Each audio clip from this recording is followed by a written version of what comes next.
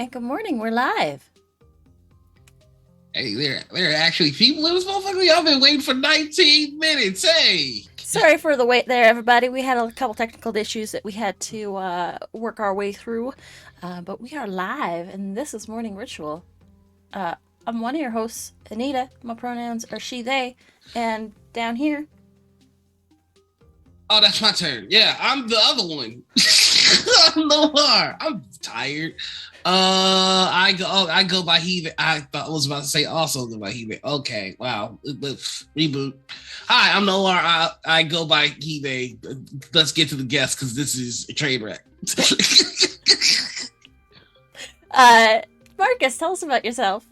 Yeah, hi, I am Markus. I go by he, him, and I am really happy to be here. You can follow me at Best Kind of Worst on Twitter if you want occasional random posts that I delete almost immediately because I'm like, that doesn't make any sense. Why are you tweeting about Shaquille O'Neal, Pikachu, and the Pink Power Ranger? Like, what are you doing?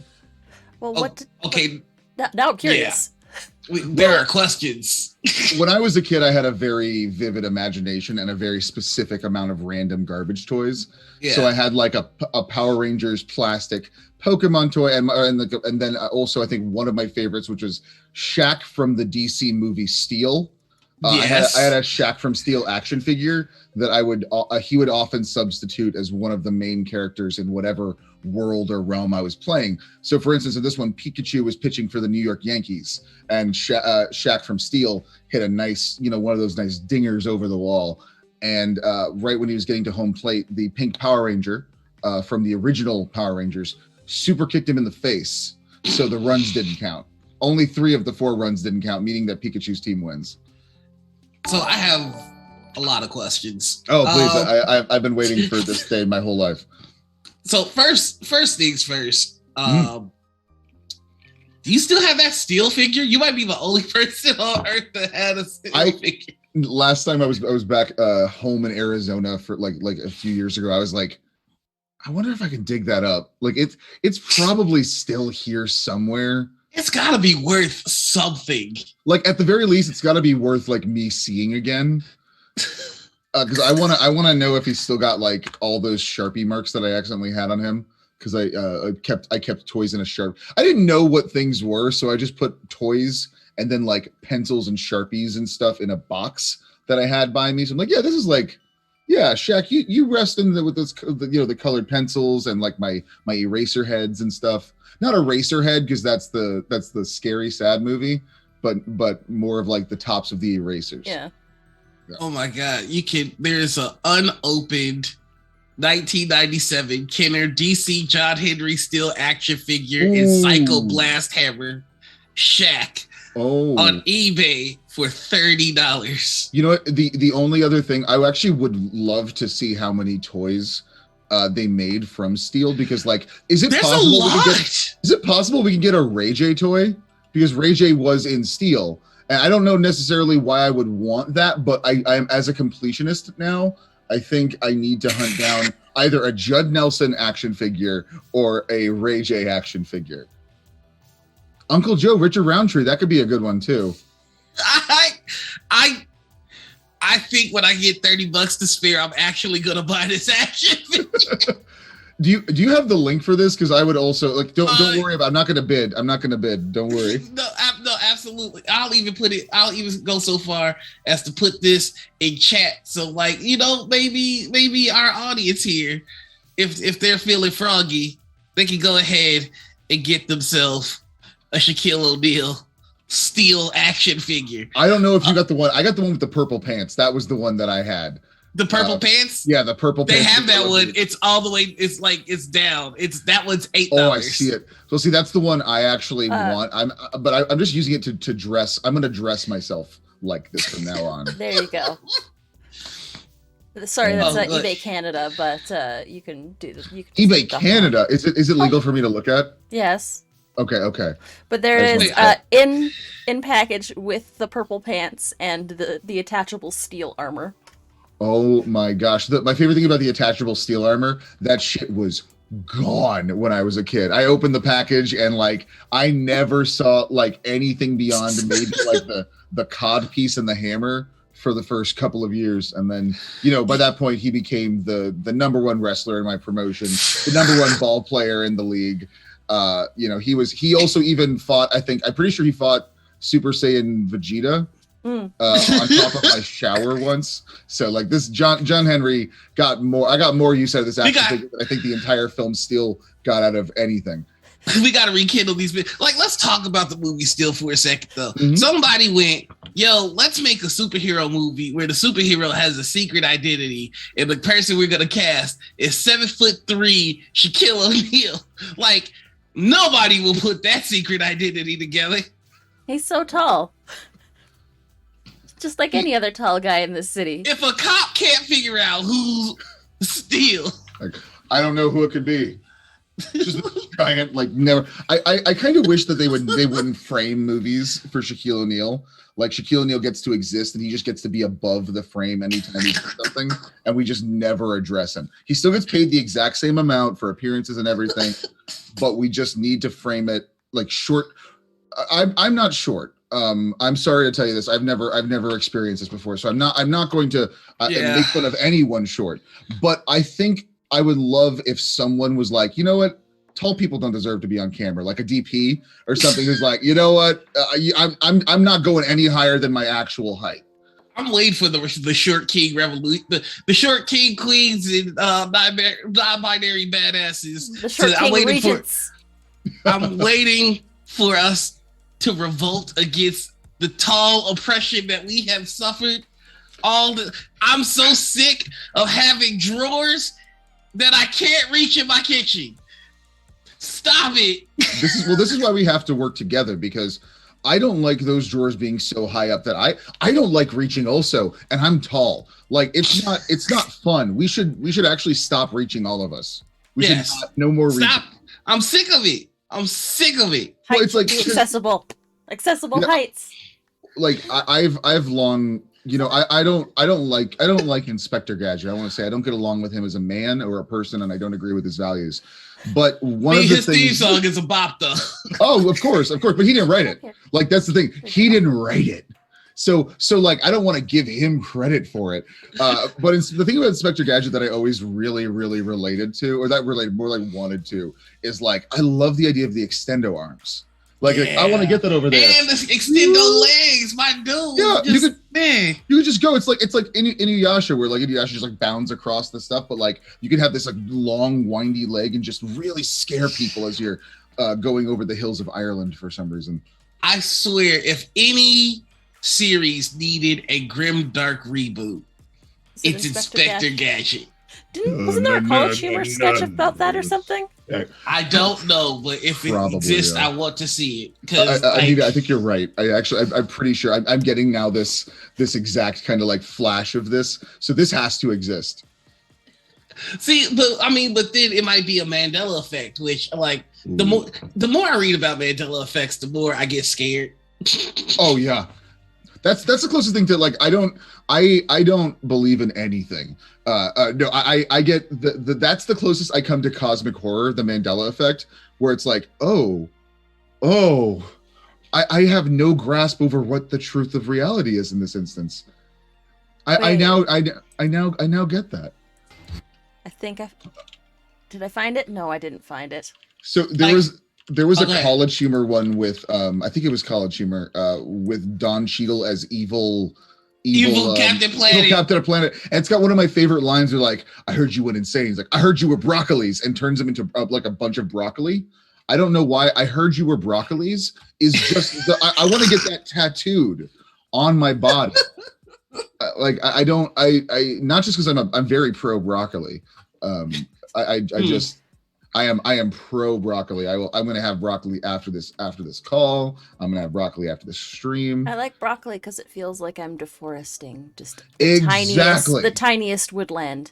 When I was a kid, I was convinced to eat my vegetables because I liked dinosaurs and I liked herbivores a lot. And it's like, yeah, eat them as like trees. And I was like, yeah, sure. I love being a dinosaur. Look at me. Nom nom. Like, sucker. I'm having fun eating my food. My mom's like, sucker, you're eating broccoli.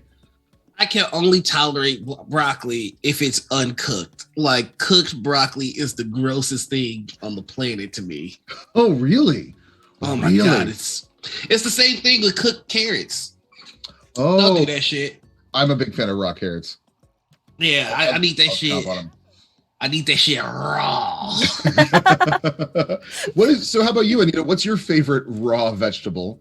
Cauliflower. Oh, okay, that's a good one. I was worried you were gonna say like potatoes, and I don't know why. Like if it like I have No, like I have you no slice a shame with anyone potato eating raw thin, you put a potatoes, little but- bit of salt on that. That's actually a good snack. Yeah. Okay. Well, you know what? Someone Raw get- potato? Like potato. just like real thin slice with like a little bit of salt on it. I like waiting until the potato's really, really old and green, kind of getting those eyes on it, and then I do this thin slices and I eat them until I can't move anymore. It's What is this show? Well, we're talking about the deadly nightshade family of plants, which the potatoes are a part of. Correct. You know, it's moments like this when I realize I'm the only black person on the show. Because I'm looking for anyone at all to help me right now. These motherfuckers eating raw potatoes. I have never heard of this raw potato thing, but I don't deny it because so much. I don't do it very often, but it's just one of those things where it's just like occasionally. Just do the raw potatoes that's not gonna save it. What if? Okay, so there's a scene in the Dennis the Menace film from back in the day where Christopher Lloyd is creepily peeling an apple with a knife, looking at Dennis the Menace like he's gonna fucking kill him. But in reality, he's not gonna kill him. He's just gonna try to ruin the flower. It's a weird movie. But oh yeah, instead of the apple, it's a potato. I kind of like Christopher. No. So here, Noir. If Christopher Lloyd was like, "Oh hey, Noir, I love your work. Big fan of your work," and carves you a piece of a potato, would you like politely accept it? You don't have to eat it, but would you like hold it in your hand like this near him, just so he knows that you are okay with him? I would look Doc Brown directly in his eyes, and I would go, "Nah, fam, that's weird." and so what would happen was he'd say more for me, and his like serpent-like tongue will and pull it into his mouth. Which actors do you think are secretly cryptids? I have long assumed, because like I think I've assumed it since I first saw my rerun of Taxi, that at least Christopher Lloyd is somehow related to the Mothman in some capacity. I'm not really sure, and I don't have the evidence to back that up. And Christopher Lloyd's lawyers have been reaching out pretty consistently to ask me to stop calling their house. I But think, you know what? I think that we found your new background is just a conspiracy board behind you. let me say, I need a conspiracy. Conspiracy. A conspiracy board. Okay, there is a conspiracy though. Like, why are all the Chris's in Hollywood winning? I need somebody to Chris Pine, Chris Evans, Chris Pratt, Chris Hemsworth. The MCU lives on the back of Chris's, and I want to know why. What if they didn't? What if we just changed things? What if we had a crevolution, as it were? Ooh.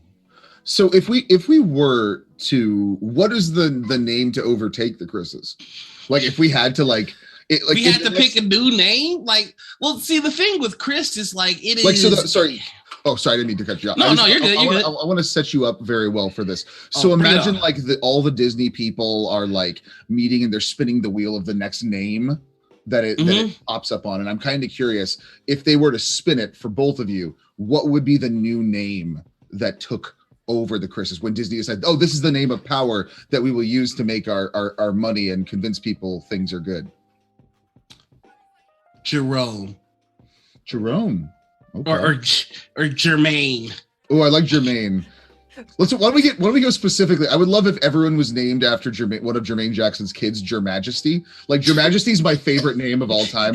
I think about that like it lives in my head like so much. Your Majesty, Your Regency. Your Regency.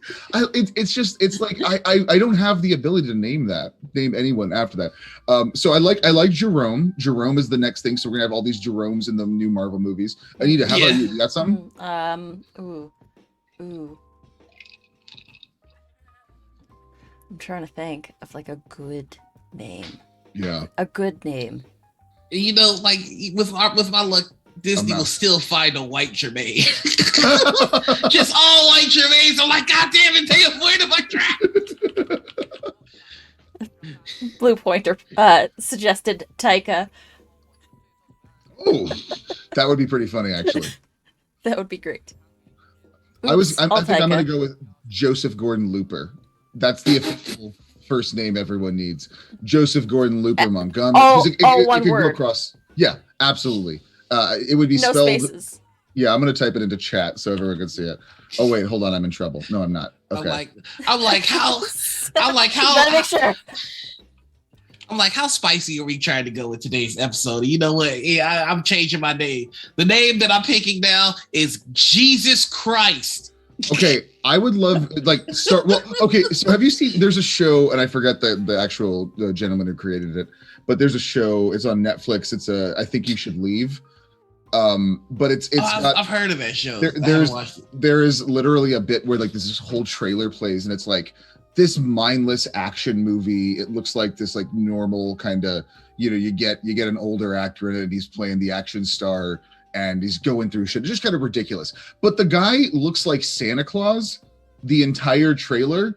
And then when they're listing the cast, like, and Santa Claus as Detective Crashmore. And I'm like, what the fuck is happening? That's kind of what I want. Because you can get like Jesus Christ in the next. I don't want to, because Christ wouldn't be in the Thor movie if we're talking about this. He wouldn't be in the new Thor. Probably not going to pop up. Listen. Oh, go ahead. Jesus Christ as Johnny Blaze Ghost Rider.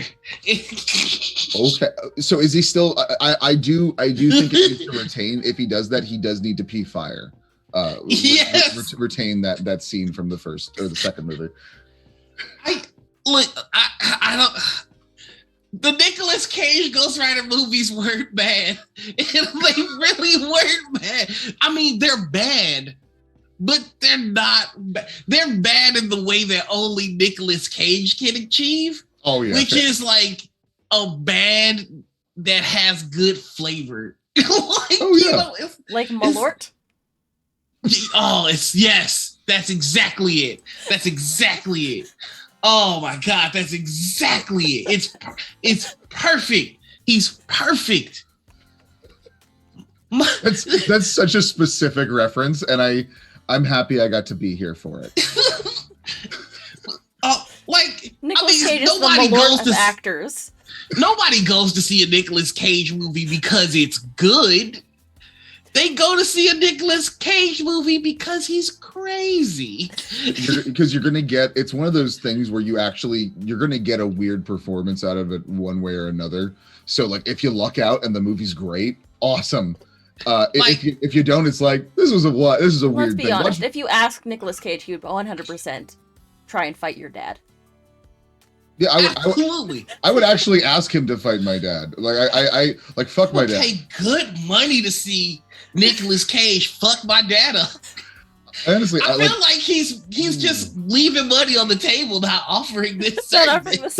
So now if I don't mean to take over this anything. No, absolutely. Like what would be the name? Nicolas Cage's dad bruising service. Nicolas Cage's Cage your dad. Ooh, Cage your dad, Daddy Bruise. I like Daddy Bruisers, honestly. It's a conglomeration of groups. So like it's like the same thing where there's so many Santa Clauses and there's not enough of them. So there's a bunch of Nicolas Cages where they're just wearing Nicolas Cage masks, and they help because Nicolas Cage can't be around to beat up everyone's dad at once. Be in every place at once. He can't beat up everyone's dad. No, well, it's like Miss Cleo. Like, you know, everybody called Miss Cleo, but you never got Miss Cleo. But like, if you did get Miss Cleo, it's a big deal. So like, you call the Daddy Caging service or whatever we're calling it, and then like, you know, you might get a Nick Cage impersonator from a movie of their choice. So you might get, you know. Oh God damn! I got the Crudes Nicolas Cage. Oh shit! Yes, I got kick-ass Nick Cage. It's like Wicker Man Nick Cage. Yes. Yes. Drop kick a bear. We like jump up in the air and then like all the collectible Nick Cages you can get like pop up. I kind of love this now because there's it's like what is it? Is it a gotcha game where you like get the It's like a gotcha you open ball? the Yeah. yeah, it's like it's just like you don't know what you're gonna get. It's like a blind box of Nicolas Cage. I mean, the only thing you're certain that you're going to get is your dad's ass kicked. That's the guarantee right there. That's how they hook you. It doesn't matter which cage you get. You're dead. He's good no matter where he is. Ooh, Nick Cage's dad rage. There might be something. There might be something there. I'm gonna get a couple domains real quick and make sure that we have them for future. Just imagine it like my dad at a funeral. It's real sad, and then here comes Con Air Nicolas Cage. It's like, have you seen like it's gonna be very similar, I would imagine, to have you seen when the Big Boss Man took the Big Show's dad in a coffin, just dragged it, and the Big Show had to jump onto the coffin and then drag away? It's gonna be like that, but with more Nicolas Cage and more of your dad getting beaten up. You know, I can't think of a situation that can't be made a little bit better with Nicolas Cage and also my dad getting beat up.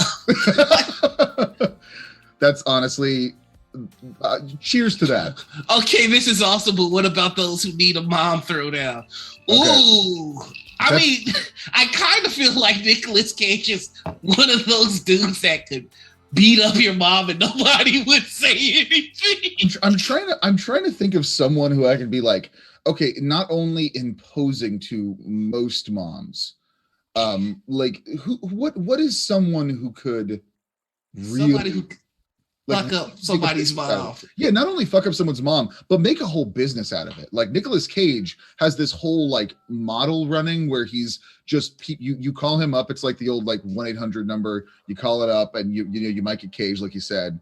But other way you can get some kind of Cage. What is the person? I'm trying to think of an actress that we go to watch their movies because they're batshit, and I can't think of one. That's like the problem, though. Is like it's almost like men get praised for acting a certain way, while women get vilified for it. Huh. See, that's a really interesting point. I've never ever heard that, and I think like this is a really hot topic to touch on the show. I love this. I actually this is like, but that's like legitimately. I was talking about that with someone. How many opportunities like movies we get? Like I haven't seen the new Batman movie, so I'm not going to say anything negative about the new Batman movie. Uma Thurman. Yes. So exactly. That's exactly where we were at. Talking about Uma Thurman. That would be fucking great. She has enough. I don't know if she has enough roles though. Well, here's the thing. You clearly haven't seen My Super Ex-Girlfriend. You are in fact correct. Oh no! I unfortunately have. I'm really, really sorry. That there was for those of you who don't know, let me say the picture. The year was 2006. Mm-hmm. That's it. It was a very bad movie. But it was weirdly directed by Ivan Reitman, which is like, yeah, like that's okay, fine. All right, I think I might have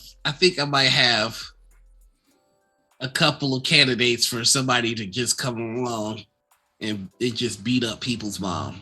Mm-hmm. Okay. Now she is not an actress. Oh, that's fine. But I feel like Courtney Love would gladly fuck people's moms up. So I actually believe that definitely somewhere in her past she has fucked someone's mom up. Yeah. And I'm not going to say it was unwarranted or not, but I can tell you what you don't like. I was just like my brain is running at the I've only had about half a cold brew, so my brain is running a little bit slower. However, I did just type in to actresses who could beat you up into Google, like for no discernible particular reason. Yeah, it's like 17 famous people who can easily beat me up. Wow. Oh my God. And Lynn is asking, what is the ultra rare Nicolas Cage? I would say it's probably the adaptation Nicolas Cage. It's because it comes with the two brothers because he plays twins in that one. That would be my pick. Oh, so you have like a variant figure where it's like Nicolas Cage and then the twin Nicolas Cage. Yeah, it actually, when you open it up, it comes with two.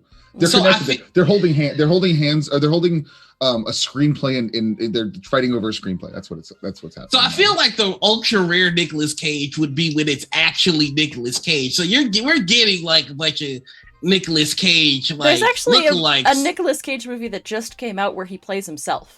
Yeah, that the unbearable weight of massive talent. I saw it pop up about a year ago, and I was like, I need to see this movie. The balls it takes. The balls it takes to have a movie about yourself where the plot is that you are such a fantastic actor that a rich guy wants you around, and to name it The Unbearable Weight of, what was it? Massive talent. Of a massive talent. Yeah. It was one of those, it's one of those movies that like, it's too weird to not be something that I am immediately fascinated with. Also, it looks like one of my favorite things, motivated Nicolas Cage. When Nicolas Cage is really motivated, he can have, like, it's one of those things that's really fun where the actors, you can see the actors kind of like be a lot more looser in the movie. You know, it's the difference between like a really, you know, because you can be really tense and tight as a performer, but it's so much different when you see someone really just having fun with the material. This person has, I don't know. I might actually go see this movie right now. Okay, bye. Yeah. Well, that's been our show. So that was our episode of Morning Ritual, everybody. I hope you enjoyed. Let me get ready. Oh, hell yeah. So you can just take this off. Take this off. There you go. Oh, we all have our own weird things, and I'm so happy for this. We're all armed and ready in case Nicolas Cage comes to beat us up, and thinking that we're someone's mom or dad. I don't have a child. Anyway. In all those reports, we have to like, oh, what's your kid's first name? For the security questions, I often put I have no son. Wait, what if that's how you find out you have a kid? It's just one day Nicolas Cage fucks you up. Shows up at your door, knocks, you open it, it's Nicolas Cage. Ooh, you know who's got big beat up your mom energy? Julianne Moore. Julianne Moore could probably beat up your mom. Yeah, I wouldn't necessarily want her to, but isn't that the point? Like, if someone's gonna beat up your mom effectively, and you don't want your mom to get beat up, then that's the thing. You want someone who's gonna. Yeah, no, I'm right. I'm definitely right about this. Man, like, I feel like we need to find more services celebrities can give us, because it's time that they give back to the community. Like, well, did you not see the black and white thing where they all looked at the camera and said, "I'm the problem," or or even the Imagine All the People videos? Oh no, I even imagined all the people. I actively avoided Gal Gadot singing Imagine, because like my desire to roast would have made me burst into flames. Like, you off, like, what like the pandemic really did bring out the worst in everybody. Like, oh yeah, it made, luckily for the people who were paying attention, it made a lot of things that were right out in the open very clear for some people, and that was the weirdest, most embarrassing one for everyone, I think, where it's like, I would love to know what the thought process of that was. Like, if we sing Imagine really poorly into our iPhones, maybe coronavirus will go away. If I'm famous enough into my iPhone, then maybe I could. This is my. I love it. Is that CM? Who is that? It sure is. Hi, it's me. You can also see there's me. There's Noir. Where's Anita? Hey, that's me. Anita, hi. This is great. This is hot. This is hot content. But I like the concept of just being famous at your phone and then just like, oh, I should make this black and white so it really hits. And then we just get Kristen Wiig in a sun hat on her phone going like, imagine. Oh, like, this is really good. I love watching the celebrities being like, this is really good. This is, people are gonna love this. They're gonna think that we're so in touch with people. Like, There's a lot of things that survived the pandemic that I'm very upset about. Like, fucking Trump. I knew where that was going. I was gonna like that was I'm like Marcus, don't say it. Just don't say it. So I'm glad someone did. Like, I feel like we didn't get nothing back for what we had to. Like, we gave up 2 years of our lives, and we didn't get nothing back for it. No, like, I mean, I got some debt out of it, which was kind of sweet. I mean, Daddy Bezos got even richer, which he went to space. You went to space. No, he stuck the tip in. It doesn't count. To be fair, if I just like breached space minorly, I'd be like, yeah, I went to space. I was in space. So my favorite petty moment was that they changed the requisites needed to become an astronaut. Like just before the mission, so that he's not actually an astronaut. Oh my gosh, that makes me very happy. They changed it so that you can't just be a passenger. You have to have played some vital role to the action of the rocket leaving the atmosphere. I would have loved to have him having people like, the money. Like I used to do stand up, and like I don't any longer, but something happened and it inspired me to write a joke, and this was like the last joke that I've ever written, and it's just like the pandemic to me proved that there is no God. More specifically, Jeff Bezos going into space, because at no point in history have so many people prayed for the same thing. Like, we all watched that rocket go to space, and we are like, and it doesn't matter the religion, because I'm sure members of every religion had the same prayer, which is like, please God, let this motherfucker blow up. Just add a little good to the world. Like, and you know what? He landed safely. And that's proof of two things to me. Either there is no God, or he is not at the phone right now. Because he was getting a lot of calls that day. There was I had this kind of nightmare concept of what the world would be like, and we're here. It's great. The billionaires, they make all their money, and they're like, you know what, we can't really save all you. We're gonna fly, off and try to restart civilization as the best of humanity, obviously the most rich. So they're gonna go off and do their thing while everyone's celebrating their launch. They go off into space, going to save humanity, and then the ship explodes, and we all have to sit here with our own idol worship as the Earth slowly destroys. That is a weird horror fantasy that I have, where I'm like, but then at the same time, you get Adam McKay, who is I want to throw somewhere. I don't know what I want to do to him. I want to throw Adam McKay. Adam McKay, the director of The Other Guys? Yes, he has made two of my least favorite movies I have ever seen, and that is Vice and Don't Look Up. And Don't Look Up. I cannot stand Don't Look Up, but I these movies physically cause me pain. I just, one of these, you know what? I'm not going to waste this wonderful time that I've been gifted here.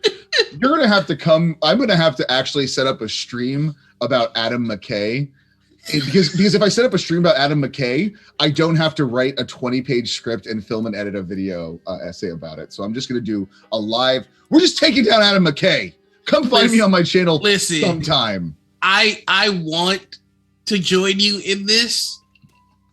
I don't like at all Don't Look Up, but goddamn, Kate Blanchett was so hot in that movie. Well, okay, so we actually can't deny. It's like the same thing. It's like, we can't deny hotness. We have to appreciate the hotness and the beauty of all things, despite the quality of the film. I do not blame Kate Blanchett for the what happened in that movie. I blame Adam McKay and us letting him get away with it for too long. We let Todd Phillips get away with it, and look, we got the Joker. We let Todd Phillips get away with it, and you know what? We're gonna get the next. You know what? You know what the director of the new Jurassic World says? He says the new dinosaur is gonna be like the Joker. You know, Saurus. It's gonna be like, this is the guy, Colin Trevorrow, who got Star Wars taken away from him because he directed a terrible movie called Book of Henry. And Mark Hamill was like, this might be the best film. And then critics destroyed it. And then they were like, this is actually a really misguided film. We're gonna take Star Wars away from you and give it to J.J. Abrams, who is obviously gonna nail it. So sorry, my cold brew just kicked in. I just hit this. The brain kicked into gear, went brrr. Mm-hmm. Yo, you know what? You right though. We like Hangover 1 was a okay movie that we hyped up a little too much. Mm-hmm. So it was Bradley Cooper. It was like Bradley Cooper's there. It was Bradley Cooper. It's like, oh, this is good. And so they remade Hangover 1 into Hangover 2. And then they did the same thing with Hangover 3, and then we got the Joker. You're right; it's a slippery slope. Yeah, you can't risk giving if Todd Phillips is looking at any scripts, you have to like literally put a mirror in front of the script so he zones out and walks off. Like, you have to be careful. Todd Phillips is one of those people. If you're a fan of Todd Phillips's movies, I highly recommend looking into him because he is such a. If you go back to his history, he has always been this kind of edgelord piece of shit. And I even like some of his movies, but he is always The only movies I know are the Hangover movies. Oh man, dude's made some weird shit. But there was I don't want to actually say the wrong information here, but there was a documentary he covered off of a pretty nasty live act. A live musician who was very, very like edgy in the fact that they were edgy is the nice word, but in the fact that they were like being exploitive, prejudiced, racist and shit to gain a reaction from people. But he did a documentary about this person that was like, oh, it's interesting to see this documentary about this individual, but it like, oh no, you're glorified. You get the, just like most of America, you got the wrong things from the Joker, the movie you made. It's we have this thing. I mean, don't you mean Taxi Cab? Oh yeah, Taxi Driver. It's actually I prefer Joker by its original name, Cash Cab. But I like. Okay, time out. I'm sorry. The Joker on Cash Cab. The Joker hosting Cash Cab. Like, wrong answers are suddenly a lot worse in this motherfucker. You win, you get $500. You lose, I tell you how I got these scars.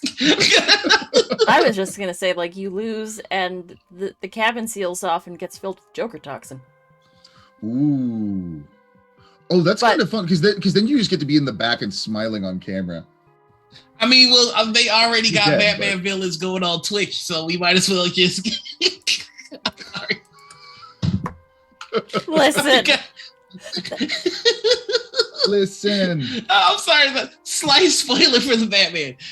There's a Batman villain on Twitch. That's all I'm gonna say. I mean, he's 500 views, 500 followers, from what I can tell.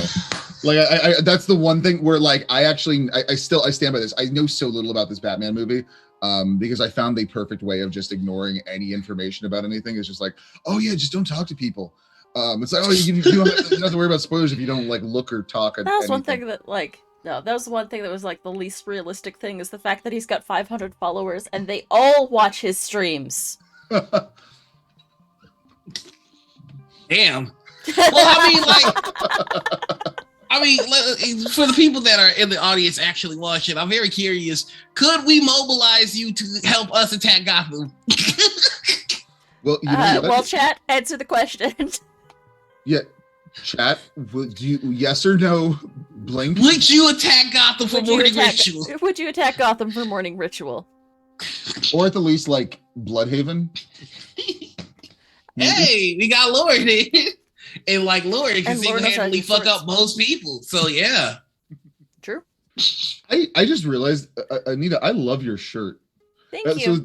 So I can make out a couple of things. I can make out ice cream. I can make out a beautiful palm tree. Is that a surfboard? Yeah, surfboard. That makes more sense than like a rocket. It looks like a missile for a second. Thank you. I stole it from my ex. like with most of my button-ups. But it's very comfy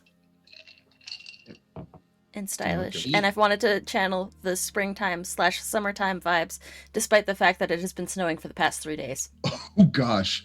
Jesus. Okay, that's not. Does it know that it's like April? Like it should be stopping. It is April in Calgary, Alberta, Canada, which means we usually get Yeah, shit. April showers equals snow showers. Snow is Just showers. like when you look out, do you ever see like Bret Hart shoveling snow or anything? I'd have to go to Springbank for that, but yeah. Okay. Well, if you ever do, just tell him I said hi, because I'm pretty sure He doesn't shovel the He's snow. kind He of puts like- the snow in a sharpshooter. He's a weird. It's like a weird local like thing is that like Bret Hart just goes places because he's just a regular dude. So like I was working at it's fucking genius. when I was working downtown at like a print shop, one of my earlier jobs. Bret Hart came in to like get some photocopying done. Yeah, you better not fuck up if Bret Hart's coming to get some photocopying done. This I was just at the time- imagine. He was there's a Theater Calgary had a production of Aladdin, and Bret Hart was the genie. And so Okay. he wanted to get the article of him as the genie from the front page of the Calgary Herald, like done up very nicely and framed. I love legitimate theater, and it's so nice to hear Bret Hart is not only a thespian, but a avid member. Like he's also he's an avid member of the theater community working within the system. That is such a like. I know it wouldn't be the Disney's Aladdin, but part of me is really imagining Bret Hart trying to do all the voices. Like I would love to hear like Bret Hart. We lost Noir for a second there. I think it's understandable because I had to grab a drink on that one because I'm imagining him singing "A Friend Like Me" and I'm losing my goddamn mind. have you not seen Bret Hart's in the regional production of Our Town? I love Bret Hart was excellent in West Side Story and the all male cast of West Side Story. It was fantastic. I love to see him as Anita. Actually, I would love to see Bret Hart as Anita because he'd be like, oh, I don't know. Okay, let's find this. I'm telling you, I'll tell you this much. If I wake up next to Bret Hart, So look up Aladdin, the Magical Family Musical, I just and you will saw find a an image. poster. This is possibly There's an IMDb entry for it too, and apparently it was also a TV movie back in 2006. oh my gosh. This is not since most Aladdin movies have I seen this many white people in an Aladdin movie. Oh my god. I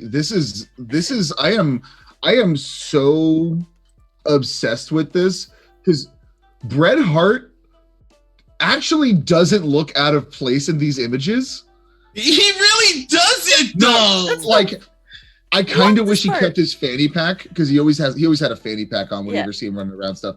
I kind of want him to have that fanny pack. Also, why didn't we let's talk about this. Hey, why didn't we get Bret Hart as the genie in the new Aladdin movie at Disney? Will Smith's fine, but what if it was Bret fucking Hart? That would have made that movie better. Because what's the guy who directed that? The guy who did Snatch. The guy who- Why does Aladdin have a skateboard in this poster that I'm I looking? think that one's photoshopped, to be fair. But you know This what? is on the I am IMDb. I am actually going gotta to say, throw there are this two image versions of it. into chat real quick so that you all can appreciate this.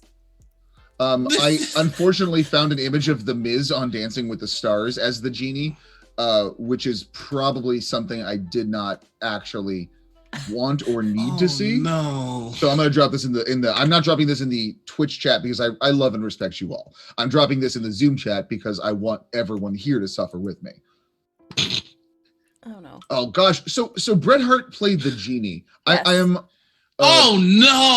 Oh god. God, No! well, I was actually struggling to find. I was struggling to find the perfect background, and I think. Why is the genie dancing with Jasmine? They didn't even interact really. Okay, so I think I've fixed my background now. Yes. I hate this. This is where I love it here. Like I don't know if it's visible to anyone. However, it's visible to me, and it's definitely it's perfectly cropped on the overlay too, so that you could just see Brett's head peeking out slightly. Little rascal. Oh, who's an excellence of execution? It is you.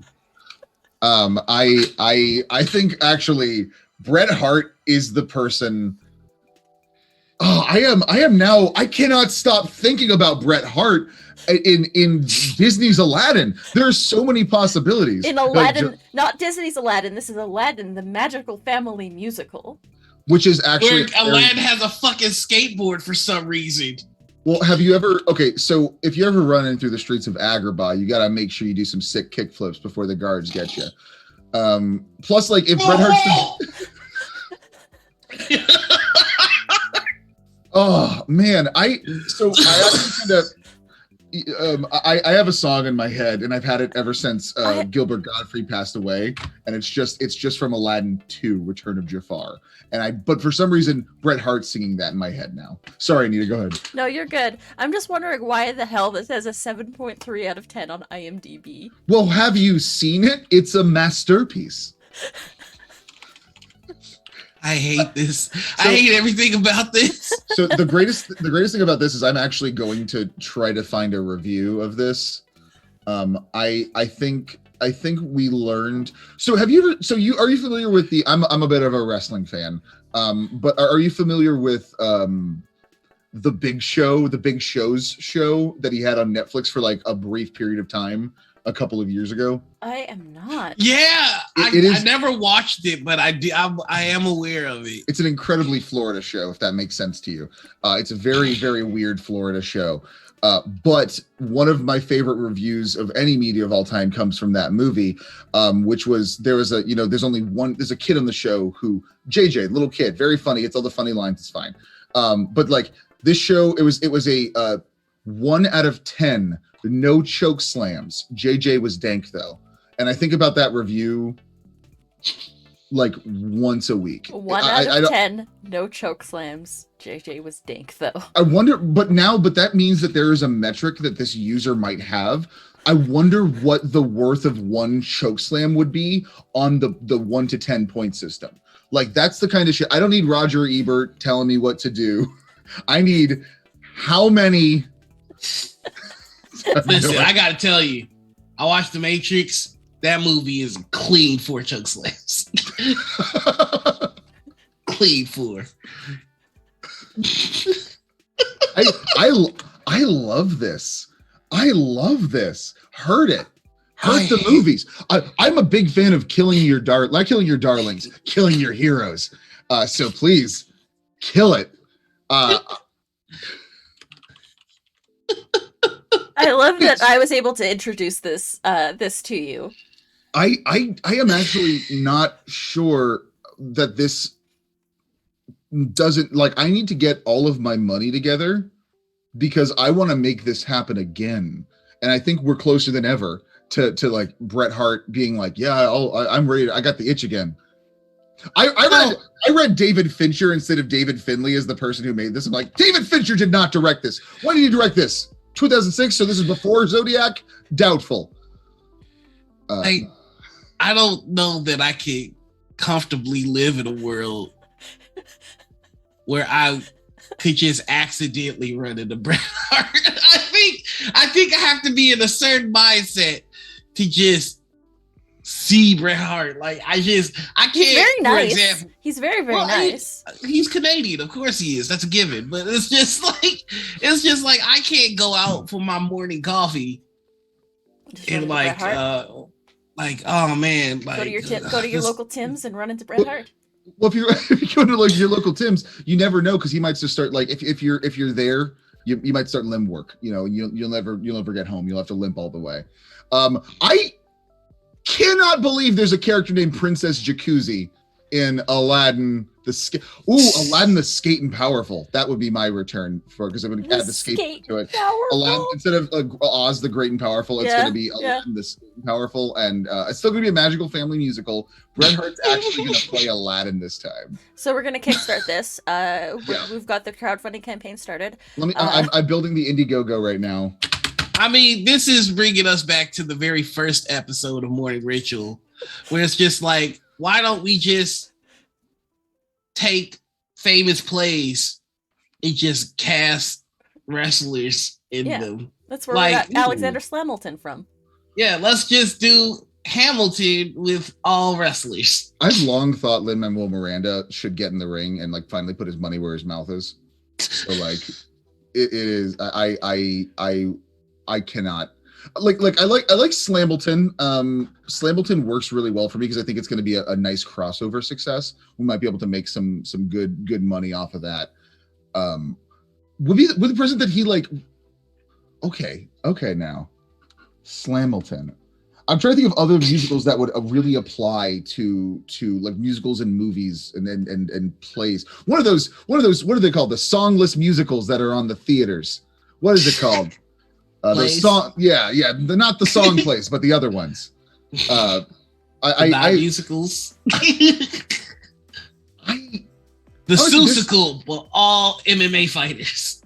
That would be so. I would imagine that they would just wind up getting close to each other for a scene and then just like doing the pose and then realizing Brock Lesnar as the Lorax.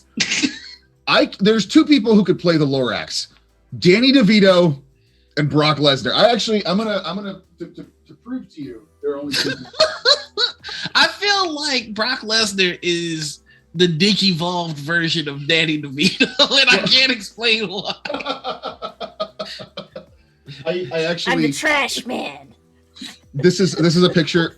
This is me when I was a kid. I was at I believe a Radio Shack, and I got to run into my dad, Brock Lesnar, my father. Your this father? is a 22-year-old Brock Lesnar, my father.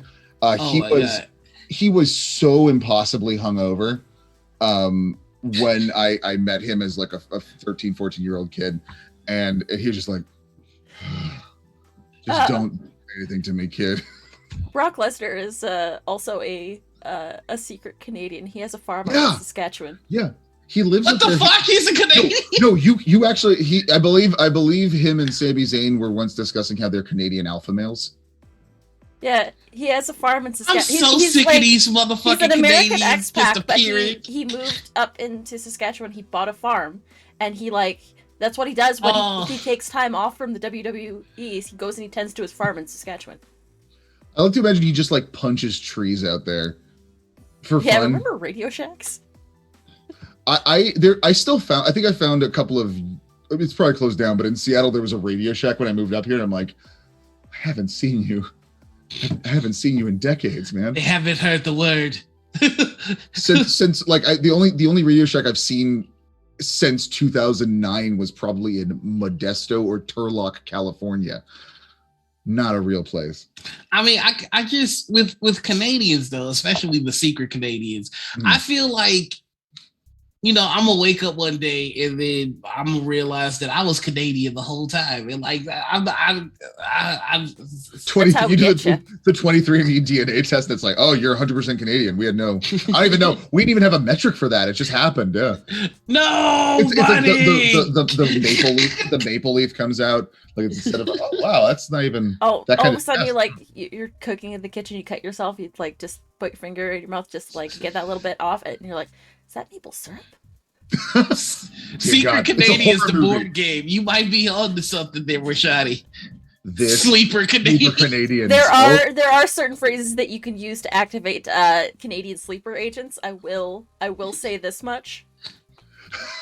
We just can't say them. We can't it would be irresponsible to broadcast them out there for anyone who could be listening. One of them is, don't you put it in your mouth. If there's Canadians in chat, I'll get the response.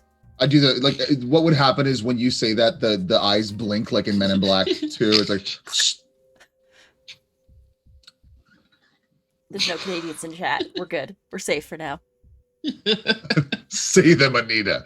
I love that. See, but the thing is, they've also trained to like resist attacks that would obviously prove that they're Canadian. Like I could go, hockey sucks, and like I've seen some Canadians go, yeah. Mm-hmm. But there's other things though that like, you know how hurt I was when I found out Degrassi was Canadian. It's filmed in Toronto, baby. You know how hurt that I'm like, I was genuinely hurt. Degrassi. I was like, I wasn't sure what you were. I was like, Grapsy? Degrassi. No, Degrassi. Yeah. Man, I had so many crushes. Well, that was the show. That was my favorite. So, Degrassi stuck with me because I watched a lot of it when I was younger. But the line that I think about for no reason is there's a line that Drake has in one of the episodes where he defines the word slut, and I think of that delivery that he gives. It's so fucking funny, but I think about it all the time. That's the problem. I have all of these things in my head that I can't broadcast because then I would have to pay money for people to give me the rights to Drake. Like, can I pay to get the rights to the scene where Drake was mean to a girl because Drake's funny bad in it? Like, is that morally wrong? Is that ambiguous enough that I can get away with it? Is anyone gonna sell me the rights to that one scene where Drake is mean to Cassie? Yeah, are all the biggest stars in the world Canadian? Yeah, look at if you go to one of my favorites, when I started to realize this was when I was watching like a lot of childhood TV was produced, or from the 90s and early 2000s was produced in Canada. Yeah. So there was always like, aside from using the same actors across all of the like Goosebumps and Are You Afraid of the Dark and some of those shows, a lot of the same background actors pop up. But like Ryan Gosling, a Canadian, was in a Goosebumps episode. Then he popped up in the other, also Canadian produced Young Hercules, which is the spin-off of Hercules, which is the spin-off of Xena. I believe Hercules is called Boy Xena. It's true. But also fuck Kevin Sorbo. I just want to, there was a tweet where Kevin Sorbo said something just awful, and someone said, hot take Boy Xena, and that's just stuck with me for the rest of my life. I just pulled up that it was Chrissy Teigen who did. Was it? Hot take Boy Xena. Like, okay, let's get into it. Who do you think had, like, let's list some people who had all the goodwill in the world and they just fucking squandered it. I don't think anybody beats J.K. Rowling. I think that J.K. had all she could do no wrong. She was like, she raised everybody into the world of Harry Potter. We all we would have done anything for this person. And then she was just like, well, what if I was an asshole? I really need you to know how right I think I am. Yeah. And the first time it happened, we were like, hey, chill. Yeah. Second time it happened, we were like, whoa, relax. I think the evidence of J.K. Rowling's shittiness, longtime shittiness, has been like, I was never the Harry Potter franchise never connected with me. I've always had a aversion, I would say, to fantasy specifically. Like, I don't hate fantasy, but there was this specific concept of fantasy being this, like, high fantasy, I guess, where it's like all of these big, flowery words and language to ultimately just kind of like have the exact same concepts in there. Like, for me, fantasy has changed as an adult for me, but like when I was a kid, I was like, it doesn't sound as cool as like other stuff. I like the light fantasy elements of it, where it's like the light world building, but that was also before I understood what world building was and those concepts. So like, I just started rambling and I don't remember where I was coming from. Oh yeah, J.K. Rowling sucks. But her, I have had issues with her writing and stuff, but for the most part, it was like, no, you're no worse than the other annoying writers that are out there. Like there was a point where J.K. Rowling was never on my liked person list, but she was above Neil deGrasse Tyson, who's one of my, I think, arch nemesis. That has happened over the course of what did Neil Gaiman do? Well, not Neil Gaiman, Neil deGrasse Tyson. Okay. First off, Neil Gaiman knows what he did. But Neil deGrasse Tyson, aside from his tweets were silly, but I loved he was like tweeting about, this is a fake thing, but I'm like, why when you were in Man of Steel, did you not say, yeah, a man can't fly? Like he has a scene where he's talking about the logistics of like Superman, and I'm like, no, I want it to be real. I want real Neil deGrasse Tyson in there. I want him to say like, yeah, this is not really a Man of Steel. He's made of flesh. I want all of that shit. Yeah. That would be a whole. That would just be a whole. Neil deGrasse Tyson went from like dropping like some fun science facts about our favorite pop culture shit to like being that dude that's just like, oh, is there a party in here? Well, you know what it could use? A little poop. You can't actually trek in space. So there, even though that there are stars in space, you wouldn't want to walk on them. A very silly name. Oh, you know that cool explosion that you saw when the Death Star blew up? Well, funny enough, no fire in space because it's a vacuum. So fuck your joy. I would love the idea if he came at it from like a different approach, where he was just like honestly, the film Star Wars is unrealistic because Luke's trauma would not let him forgive his father after all the years of damage done to him. But this is like, well, Neil, you have a point. You got a point on that one. Because that would apply more to the fantasy world of a fake space thing where Muppets are there. I love Muppets. I don't got a problem with Muppets. I got Bret Hart over here. You can't love Bret Hart and not at least tolerate the Muppets. So I'm about to give you the most magical gift on the planet. You ready for this? I want you to imagine that Aladdin play with Bret Hart, but everybody else is a Muppet. So now we have possibly the greatest thing I have ever had in my head. The most perfect piece of media ever to exist. I agreed. I don't know how we can come back from this. Oh, I got you. You ready for this? Yeah. Game of Thrones.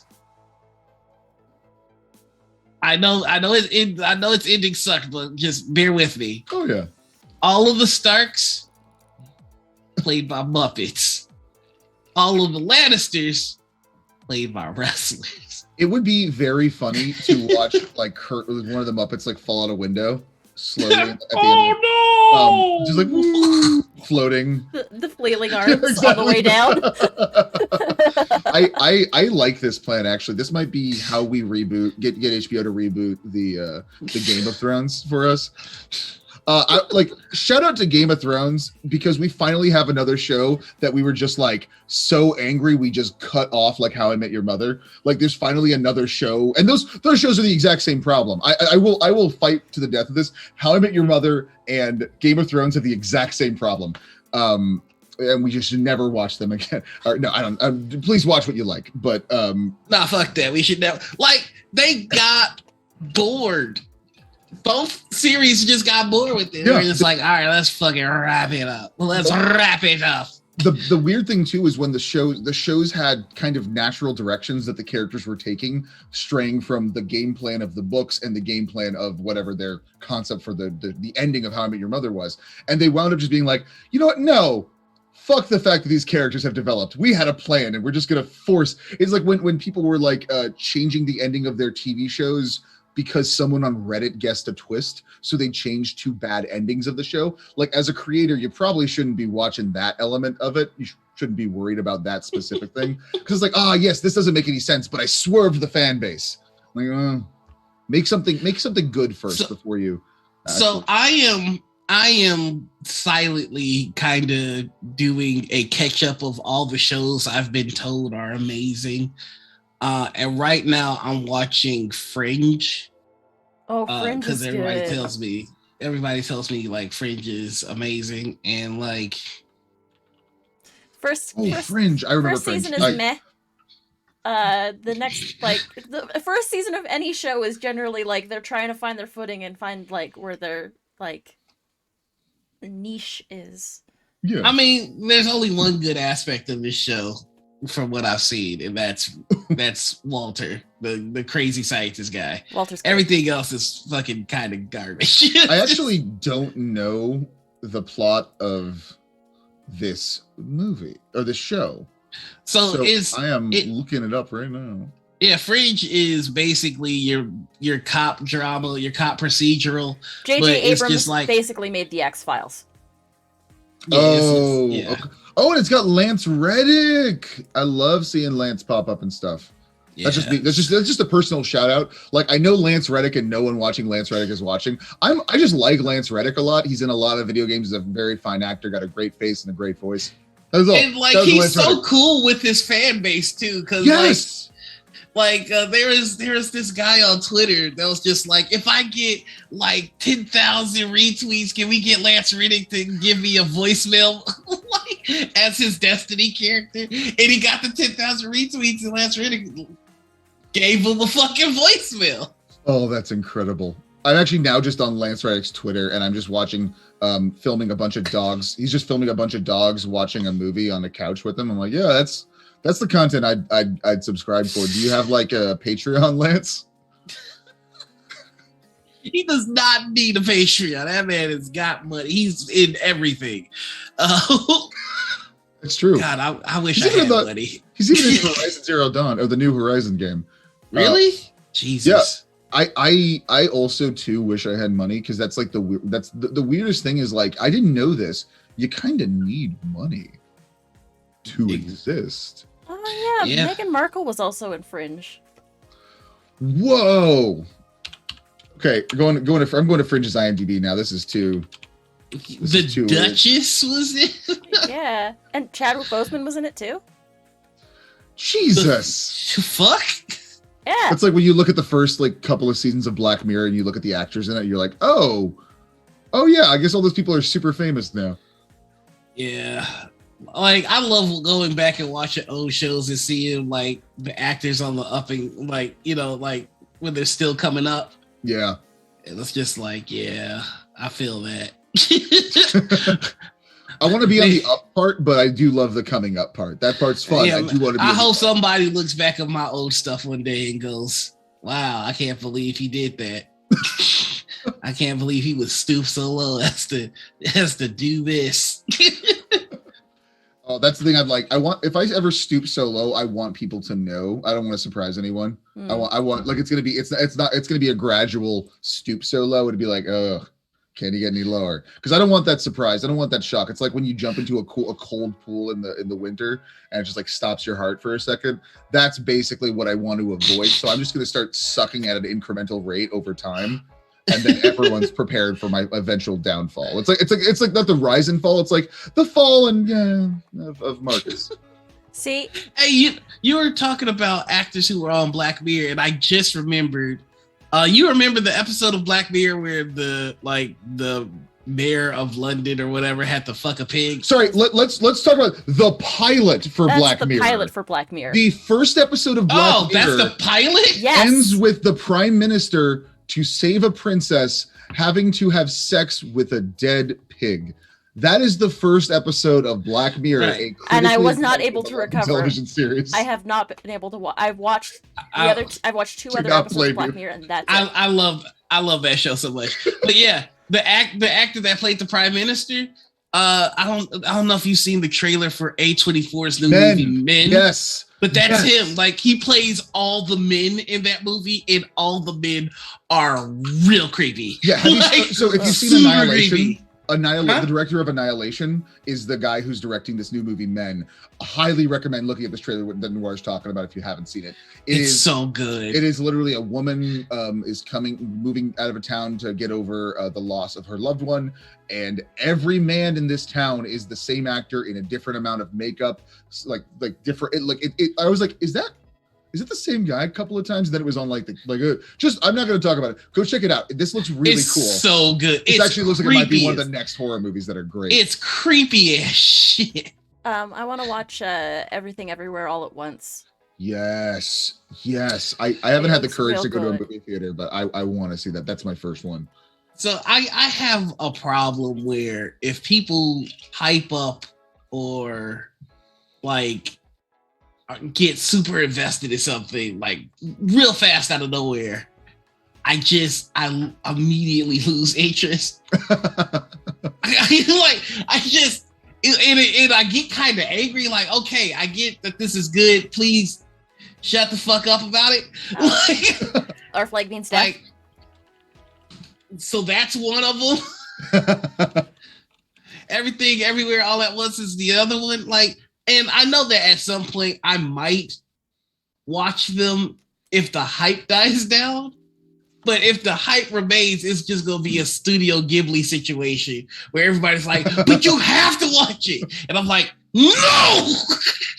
I refuse. I am very similar in that way where like there are some shows that I admit I'm just watching out of being like petty and bitter for no reason. I have been told aggressively, and I know I'm gonna love this because I love every actor on the show. I love everything about the show. The Wire. Everyone's like, you gotta watch The Wire. It's the best show on television. Every show because I think the thing is when we approach like telling, because we're passionate about things that we like, so people often approach it as like, you have to do that, and then I'm like, don't ever tell me I have to do anything. That's what it is. Like that's I don't like rules. Rules are just vague threats that are going to happen to you later. It's fucking bullshit. But like specifically, you just don't hammer home people. Like if you're going to see something, see it. Like I hide away, dude. I hide away. I don't talk about any video game I'm playing. I don't talk about the media I'm watching until after I watch it, because I hate being a part of everyone having a little piece of data and just sharing opinions about things. I'm like, I'm gonna play this and I'm not gonna talk about it. I'm gonna try this thing, and I'm just like, the best thing about this is like I'm playing so much Elden Ring, and I have avoided everyone talking about Elden Ring. I never want to hear anyone talk about Elden Ring. I just want to quietly play it alone for 3 or 4 hours and not do any work. That's just what I want to do. But people are coming in like, this is the best game, you got to play this. It's not even this, or it's like, no, fuck. I don't even like the Dark Souls games that much. But it's just like, I like this, and people's enjoyment of things can become so toxic that it's like, I'm just gonna stray away from all media from now on. Yeah, like with Elden Ring, I've avoided it as well. I haven't even played it. I ask the questions that I need to understand the amount of the lore that I'm curious about, which is like, okay, what is this maidenless shit? Like, other than that, I don't care. I don't care. Like, and the thing is, like, I'll ask that question, and then they're like, oh, maidenless is like, it's a bad thing. You don't want to be maidenless. And then they try to give me the deluge of other lore, and I'm like, I didn't ask for that. Okay, so I'm gonna, because you both have been lucky enough to give me this space. I'm lucky enough to get this space from you. I'm gonna talk about Elden Ring for like a minute. I'm gonna set a timer. I'm gonna do a concentrated timer. I'm actually gonna set a 1 minute timer on this, and I'm going to try to functionally explain this game. Okay, here we go. One, I started playing this game. I was really high and I wasn't sure that I wanted to play it. I was mad that everyone was talking about it and it sounded really annoying. I don't like Dark Souls 1, 2, or 3, but appreciate the combat mechanics in the world. I really love Bloodborne, but the problem with Bloodborne, it was so linear and you had to go straight through. This is an open world game where you could literally, like, I didn't know I had to, like, he's like, go this way. This is the story. And I was like, ooh, what's this? And I just went this whole way, and I super leveled up on accident by doing all these random things. And then I'm now overpowered for the game, and I'm just beating all the bosses. Like, it's incredible. I've overpowered myself, and I've turned the difficulty to normal. I've found the slider somehow that made this game normal. Anyway, fuck the lore. I don't care about the lore. I'm liking it now. But like, I was like, I'm just going. So like, oh, you're the one from the thing. Oh, your fingers are there, Lord. And I'm like, okay, whatever. And I'm just like riding around on my horse because they give you a horse. There we go. I love that you get cut off at. They give you a horse. It's like they took Fable 2, which was a game that I really liked when I was a kid, when I was younger, and Breath of the Wild and Shadow of the Colossus, and kind of just made this big open world weird game. I was not expecting to like it. I will never demand anyone play it, but I am genuinely surprised. I was surprised when I bought it. I was surprised when I sat down and played it for more than an hour, and I was definitely surprised when I didn't do anything but that a Saturday or two ago. You might be the closest to sell me on it with Fable, Fable and Shadow of the Colossus. I hate Breath of the Wild. I'm finally gonna come out and say it. I bought it. I tried it. I hate it. It is not a Zelda game. I came into this bitch wanting to play Zelda, and I don't know what the fuck that shit is. It's beautiful. It's gorgeous, but it's like, and I'm gonna get canceled for this opinion, but it's just like, Breath of the Wild senses when you're starting to have fun, and then it punches you in the face. Oh yeah. Oh yeah. It's just like, oh, that's a pretty sweet sword you got. I'm like, yeah. You really like stabbing things with it, don't you? Yeah, I really do. It's broken. I hate any game that I get why it has to happen in some games. I hate any game that's like, oh yeah, your basic weapons just break. Like Dead Island, I think it was Dead Island had that too, where it was like, oh cool, you got this cool axe and it's helping you fight the random zombies in this aggressive kind of poorly made game. I don't love it. But it's like, oh, you're doing this. Oh wait, your thing broke and there's nothing to do. Cool. I can't wait to walk around and find some wood in this video game. For the record, I have caught 3 Canadians in my Canadian trap. Oh my gosh. Is it like, what do you use to lure them in? Oh, you just say the words, don't you put it in your mouth. And Oh, they'll that's right, that's it's a right. call and response. They'll have no choice but to say, don't you stuff it in your face. I have so many questions. I'm going to share something with you at breaks so that you can enjoy this. It's a Canadian public service announcement thing. Running. So you know how like we have Griff the crime dog, like take a bite out of crime. They had a fucked up robot.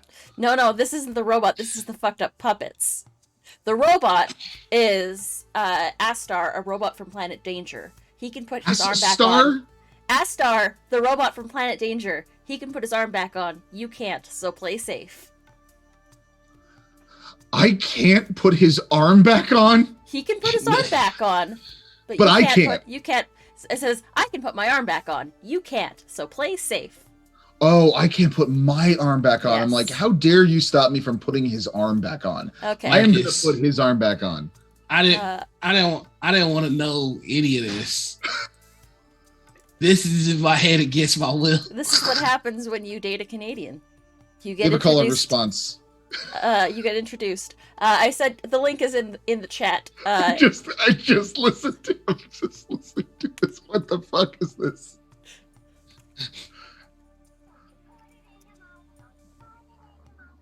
We can hear you listening to it, and it's the best thing ever. Breath of the Wild weapon fragility would have been improved if they allowed a fixed mechanic. Breath of the Wild's weapon fragility would have been fixed if they just didn't put in the fucking game. I'm playing the hero of goddamn time. You know, I can't climb a mountain. I'm playing the hero of fucking time, and I freeze to death. It's fucking bullshit. You gotta get those warm clothes. Don't you gotta get that warm doublet. Don't you put it in your mouth? Don't you stuff it in your face? Don't you stuff it in your face? So it might be good to eat like a muffin or a beet. I feel like something's crawling behind my eyes. Like I finally understand the Linkin Park song "Crawling in My Skin," thanks to this video. I don't know who was responsible for this, but I'm really happy that this happened. Sorry, Noir, you were talking about Breath of the Wild, and I got no. You're good. That's what I mean when I say like I feel like I'm gonna wake up one day and then just be Canadian because I've been I'm slowly indoctrinating you. Exposed to all this kind of shit. Do you know what a Donnybrook is? It's a fight. It's a Tilly. Because I do. It's a Tilly, bud. I don't remember the day I discovered what that is, but it's in my head and I can't get it. Do you know what it's like to have Chicago slang and Canadian slang in one brain? just interacting. It's terrible. It sounds 'Cause like I'm a like- raucous ideological Donnybrook. Cause I'm like, Buddy's talking stupid about to catch a body like a trampoline when I hit his ass with a Donnybrook, you get put him in the fucking lake. Like, that's what is happening to me. This is a slow transformation. I like that. What if you get like bit and then you slowly are becoming Canadian? We do a Nicolas Cage's Vampire's Kiss. We're bringing it back to Nicolas Cage. Have you seen Vampire's Kiss? I didn't file anything wrong. Yes, not that is once, not ever. Yeah, that is it's a very weird movie where Nicolas Cage believes he's a yuppie stock person and who believes he's turning into a vampire. It is such a weird movie.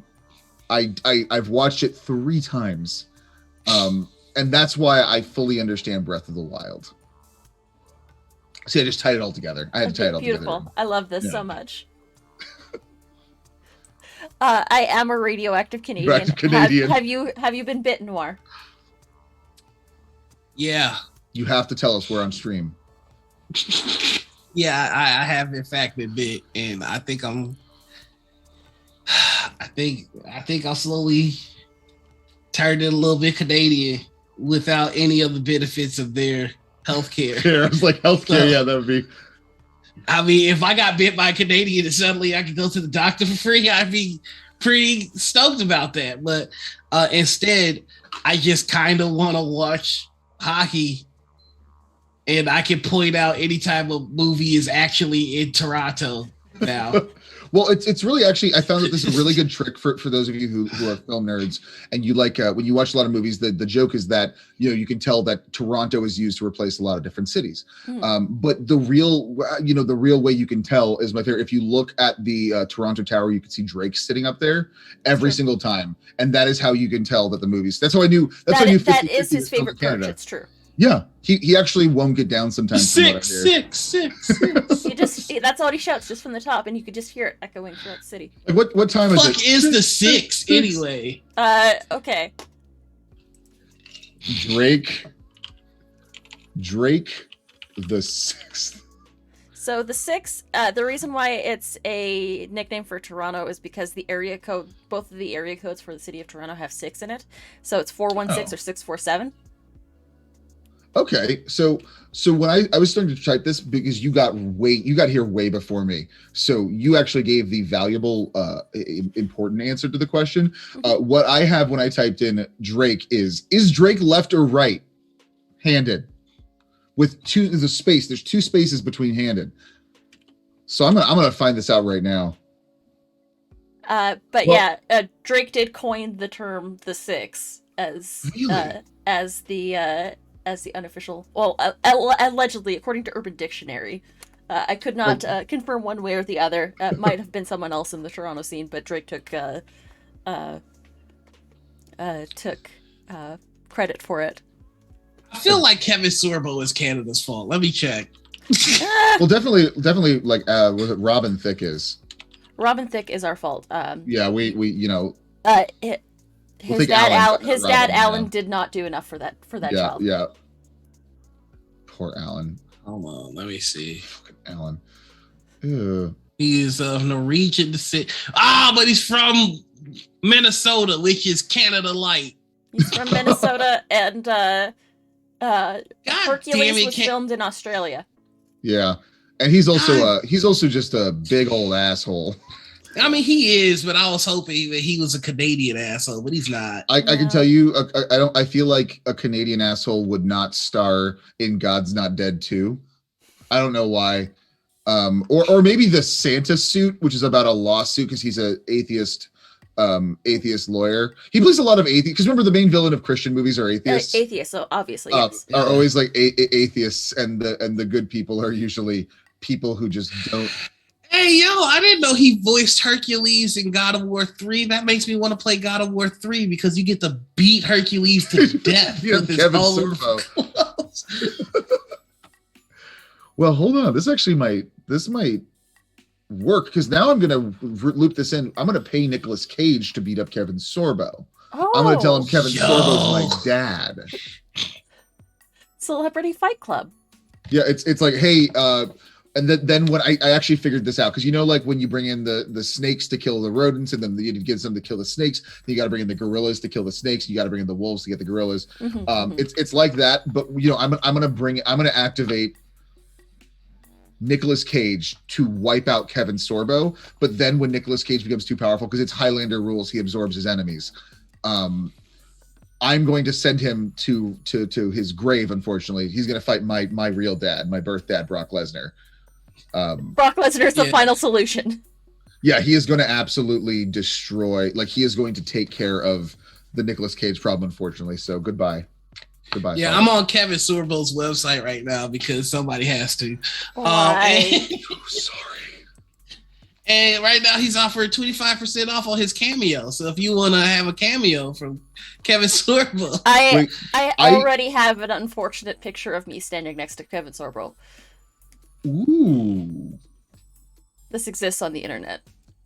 I am going to request that information off stream. I do need that. And his last tweet was, "Oh God! If the shots work, then you have no reason to worry about me not wearing a mask on a well-ventilated airplane."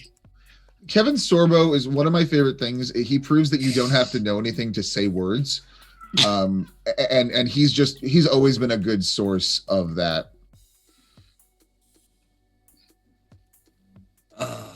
Okay, let's have a look through my photos and see if I can find this. We don't need to see that. No, you don't. Do you really want the world to see you? No, the world's not going to see this, but Marcus is going to see this. But on that note, we've been at this for about an hour and a half. Do we want to take like a quick 10-minute break? And well, we got some questions to get to first. Okay, fine. we've just been vibing. We have been vibing. First off, we didn't really introduce our guest this go around. So, we did. Mark, did we mention what Marcus does? I said, Marcus, tell everybody about yourself. And Marcus, and I just said my name. I didn't do it. That's true. That was on me. I don't think I was like, yeah, let's talk about Nicolas Cage. Where's I can't wait to see The Mummy 2 starring Bret Hart. Yo, though. Think about that. So it's here's how I kissed. So it's Brendan Fraser, Rachel Weisz is back. We get John Hammond, the brother, but the only difference is the kid is played by Bret Hart now. The little kid is played by Bret Hart. So later in the movie, Brendan Fraser is going to outrun the speed of light while carrying a full-grown Bret Hart. Anyway, that's a good time for a break. I think you're right. This is. Oh my God damn it! We will introduce you. God damn it! So Marcus, tell everybody what you do. I am a content video producer. I try to. There's like a couple of different words where I was like arguing like, what is my actual thing? So I'm a producer over at Gen Con TV, the Gen Con year-round streaming channel, where I work with actually two of these lovely people on Fridays now for the next few Fridays, which I'm very happy about. But yeah, I work. I also work. I don't know if I can say this one thing yet, but I have. I do other cool stuff for other companies that want to get into it and help coordinate behind the scenes of that stuff. Because I have been doing Twitch, I feel like forever. I feel like I've been doing Twitch since yeah. It's weird to say like I have like 6 years, probably 4 years professional like producing experience on Twitch where I'm like, yeah, okay. I guess I can put that on a resume. Hopefully that means something in a couple of years. Hopefully like people will be like, yeah, that makes sense. Like I did 5 Instagrams. That's on my resume now. I'm gonna actually do that. I don't know. I'm really bad at talking about myself, but I'm really good at talking about bullshit. I'm really good at that. I'm just not good at talking about myself at all. Oh no, you're all set. Like, look, we got it out there that what you do, and now I have to ask a few questions. Oh please. There's a war in the TTRPG community, Marcus, between those of us who feel that dice do not belong in your mouth, and those of us who believe that they are forbidden candies to nom. So I have to ask you, Marcus, what side of this war are you on? I already know. Are you did that come out of your mouth? Yep. Are you No, you're not. You're not crouching right in front of me. He just And crunched AJ Styles. Here's my thing. My dice take. I'm gonna answer this question.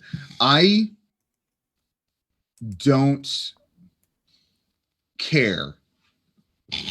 No, sorry. That's my favorite. Whenever anyone asks me, like, what's your hot take on this? I'm like, oh, my hot take is I don't care. It's just so. AJ Styles. I think dice are beautiful. I don't have the urge to put them in my mouth because I can't destroy it in some capacity, but they are so pretty. My main gripe with dice, though, is I want to roll it in my mouth, and I want to be able to feel with my tongue what the number is. That's the one thing that would put me over the edge for the dice crunch. But yeah, no, they essentially look like hard gushers. So I would if you drop one of those in my gushers bag when I'm not looking, while I'm like sipping on my high C and struggling with the juice box, and you put one of those in there, I might break a tooth. See, but that's what we're talking about. That's why we're trying to get people to stop, because they could break a tooth. So what happens if you like? But sometimes you just don't have room in there because you got so many things in your mouth. You should only have edible. No, not Skeletor. Pull like this whole thing. It's an execute. I love it. Okay, so that's I think that's my official answer to the question. I'm disappointed. Actually, I'm not disappointed. I'm confused because you're like, yeah, no, not dice, but literally everything else. Anything on your desk and amiibos can go in your mouth. Those are the only things. That could work. That could work. You're just not trying hard enough because I believe you're self-sabotaging. Oh my god. What is the name of that Pokemon again? It's Poplio. Poplio. Oh, because he's a clown. He's a bozo mark. No, sorry, we have is he a weapon? So he'll actually squirt water. There's a little, and then you go bloom, and he squirts water. I love this Pokemon. There have been. I think I need to like actually look up a giant list of all the new Pokemon because I have not consistently played since like Silver days. Yeah, I mean, this one's 8 years old. Yeah, because it's from 2016. Oh my gosh. I don't know any Pokemon outside of the original 151. Mm-hmm. That's honestly that's fair. There's quite a bit. There are a couple of. How many fucking Pokemon are there now? Let me check. Well, there's also the Pokemon lore. Pokemon. I remember the Poke lore. Are there?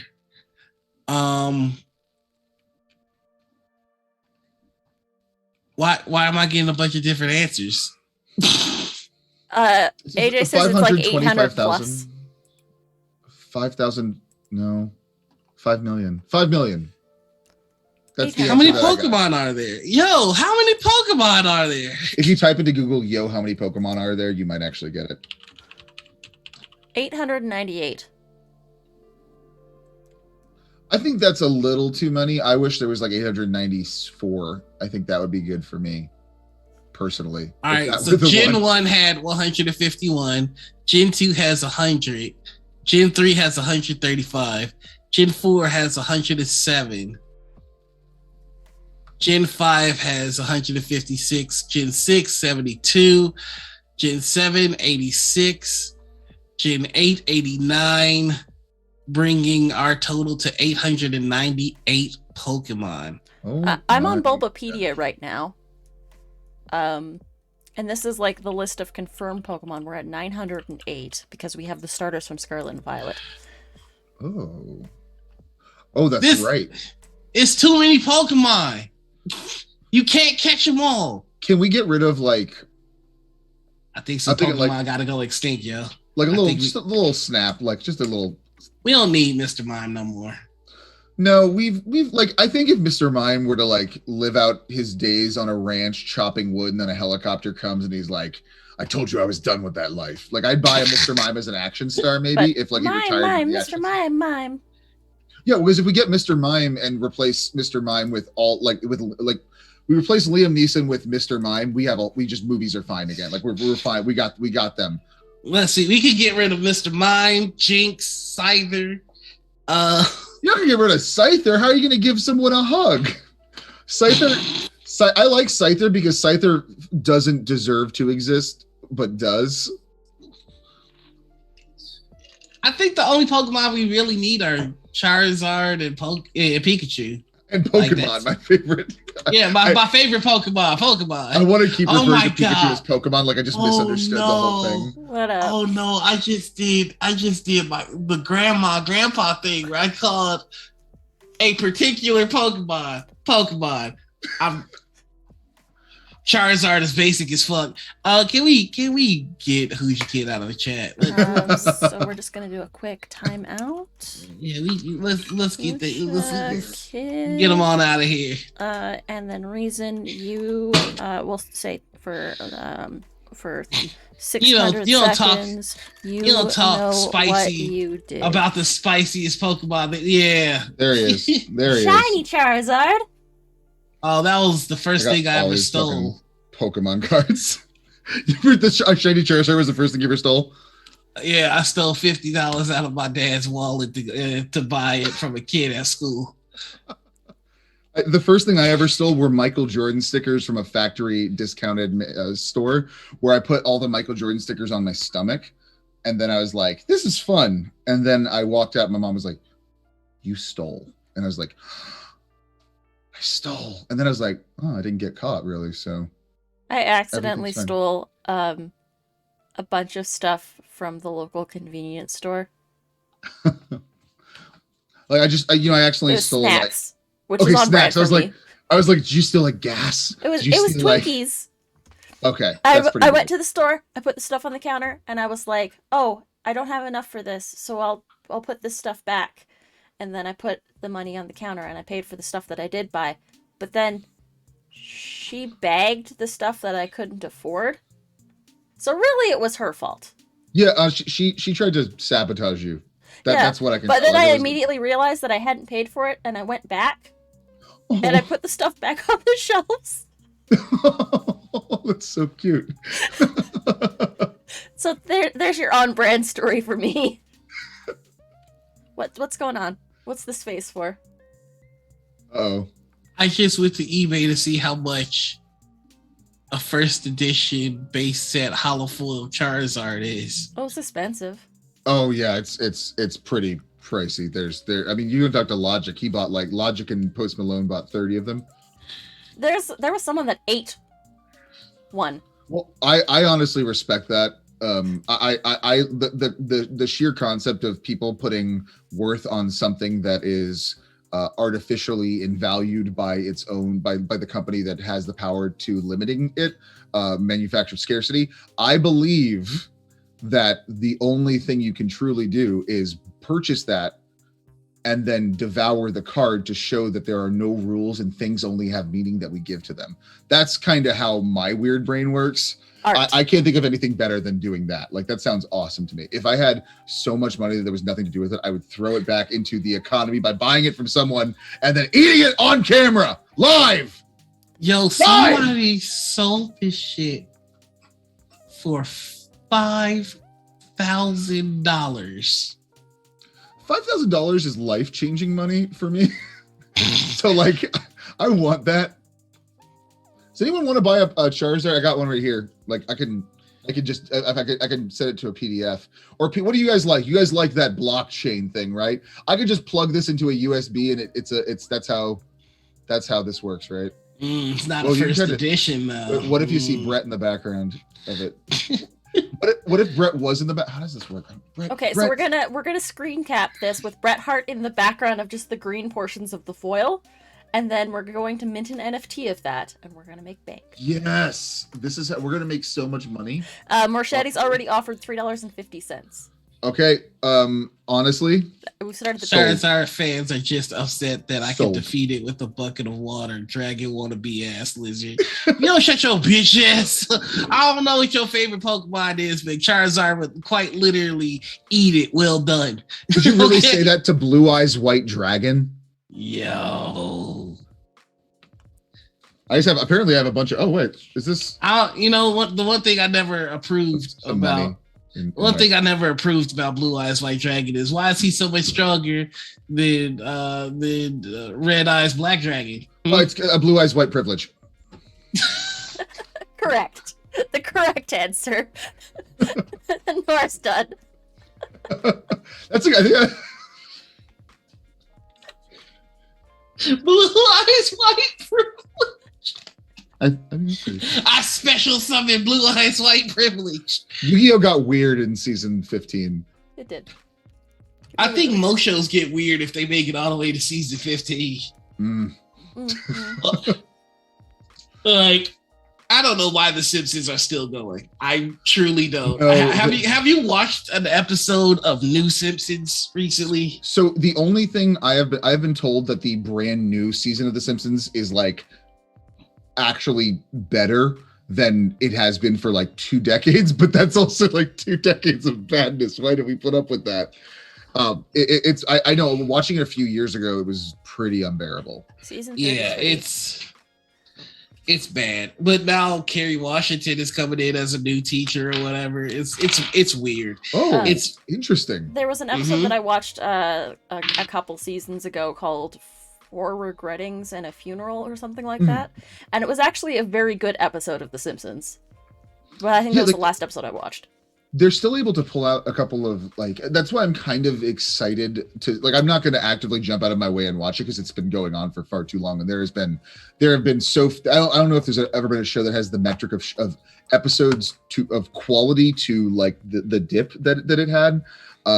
But the episode I watched was a really nice Lisa and Homer Halloween episode, but it wasn't one of the Treehouse of Horror episodes. It was like a emotional father-daughter fear kind of episode. And I'm like, oh, those are always The Simpsons are always for me the best when they have these like nice family episodes, because it's always kind of fun to see the interpersonal dynamic between the characters, and it's just like a nice little touch. So I'm hoping that it comes from that. But yeah, like I've watched it. I've watched a couple of years before that, and it was like just the same kind of format it was, where it's like, oh, bit. And it's just hard to go back. It's hard to go. That show hurts me sometimes. Someone pointed out to me something, or it was an article that pointed out something to me that about The Simpsons that I was like, you're right, and I don't know if I can do this. It's Lisa Simpson always has to lose. Yes. That is the crux of her character arc. Is it does not matter what kind of good idea Lisa comes up with or what kind of thing Lisa does, in the end she will always lose and it will be back to the status quo. I fucked around. Lisa Simpson is Sisyphus. I fucked around and I fucked around and I looked up the net worth of Dan Castellaneta. Yeah. Also played the genie. He also played the genie, so it worked out. Yeah, I looked up his net worth, the voice actor for Homer Simpson. $85 million, and his salary is $400,000 per episode, which is like still pretty chump change, unfortunately. To like TV actors who get paid stuff, but like it's that net worth is massive, and it's weird to think that he spent a lot of that career being underpaid for this same thing. Now they can negotiate full money and stuff. I remember it was like 10 years ago or so where they were like, oh, the Simpsons actors are renegotiating, they might not come back. The whole show's like everyone's freaking out, like, is it going to continue? And like, does it need to? Do we need it to continue? Julie Kavner. Yeah, Marge Simpson, $300,000 per episode, so she's making $100,000 less than her male counterpart because, of course. How about Bart, Nancy Cartwright? Trying to look them up next, but you might have given some of that money to Scientology, though. I hate it. Okay. All right. Do we have another question we need to ask at this point? Oh, yes. Yeah. We forgot about the question portion. I'm so sorry. Bart Simpson, $300,000 per episode. Again, 100 less than her male counterpart. What the fuck? And her net worth is lower. They better not be treating Yardley like that. How about Yardley Smith? They better not be doing Yardley like that. Yardy better be getting a hot millie. I don't know why that sentence came out of my mouth, but Yardley Smith better be getting some money. You guys, this is the problem. You gave me net worth 85 million, salary 300,000 per episode. Okay, she deserves more. Come on, Yardley. I've got it right here. I'm so sorry. Like this is less of an interview episode and more of like, let's get weird. Let's just get weird. That's I'm why cool with that. I'm gonna duck away for a second. I'll answer any questions. 300,000 per episode. 100 less than a male counterpart. So like, it's so strange to me because Dan Castellaneta, the very slight thing I can think of is Dan Castellaneta voices more roles on the show, usually about 5 to 10 per episode. Than Yardley Smith, who voices Lisa, Julie Kavner, who just voices Marge, and Nancy Cartwright, who mostly voices Bart and some of the little boys. So like, it's still, I don't think that that's legitimately the reason why they're paid less. I really don't think that that's the reason, but I believe that's the argument that they would use to give them more money. Like More Shadi says, the reason why John DiMaggio was able to hold out before agreeing to come back to the next iteration of Futurama, like they do have this kind of power where they can do that, but like, it sucks. Man, that sucks. That's a bummer. I'm so bummed that they're not getting paid more. That's like, how much is Hank Azaria? Hank Azaria does more voices than all of them. So 300. Apparently, Danny Kaz is I actually let's put this up. Jokers, genies, Bret Hart, Robin Williams, or Dan Castellaneta in Return of Jafar. Nobody's beating Robin Williams. I'm sorry. That's fair. Now if it's between Bret Hart and Dan Castellaneta. So okay, I gotta give it to Bret Hart. Bret Hart was also on The Simpsons too, so like that totally works for me. Okay, Brett. So here's how the official ranking. Are we making a genie multiverse? We're doing the ranking of kings, but the GCU. The G. Well, now we have to get Will Smith in there because he was, and the Miz. The Miz has to be there too. Yeah, of course. Oh god, this is a really awkward genie thing. Do you have any more questions for me about the genie? I'm here to answer all. I should have said I'm a specialist of the genie. This is the genie stream now. Yeah. The genie stream. Genie cat. No, like okay, well, so the last question that I'll ask before we go to break. Okay. You can play any TTRPG with any 5 living people, and you get to choose what game you're playing and who's the GM. Ooh, I think honestly, part of me wants to go like a big, like think of a really interesting kind of like big sprawling campaign, but at the same time, I would love to get some of like my favorite comedic actors together and do a game of Fiasco or something like that, like where it's like kind of loose, but you can, or I'll get like the masters of horror collectively together, like everyone who I like and I'm watching right now, and play a game of Dread and have like Jordan Peele GM it or some shit. Like I think I want a horror Dread with Jordan Peele, Ari Aster. Let's get Nia Costa from the new what was it, the Candyman, and I liked have you seen Candyman, the new one by chance? I have not, but I want to. It looks so good. It is really good, and I haven't this is a you don't ask me questions. This is why I don't get interviewed very much anymore. I'll go off. No, man, go crazy. We have no format. We got no time limit. I think that that movie did something really interesting that more sequels need to do, because the thing, without spoiling it, the movie is not a remake. It is. I thought it was a reboot. It is technically it's more of like what it's like a living reboot where it is not the first movie. This would be literally the second movie in the Candyman franchise. That's how this would work. Not Candyman 2, not Candyman 2 Lost in New Orleans or whatever it was called, but like this is like the follow-up to Candyman.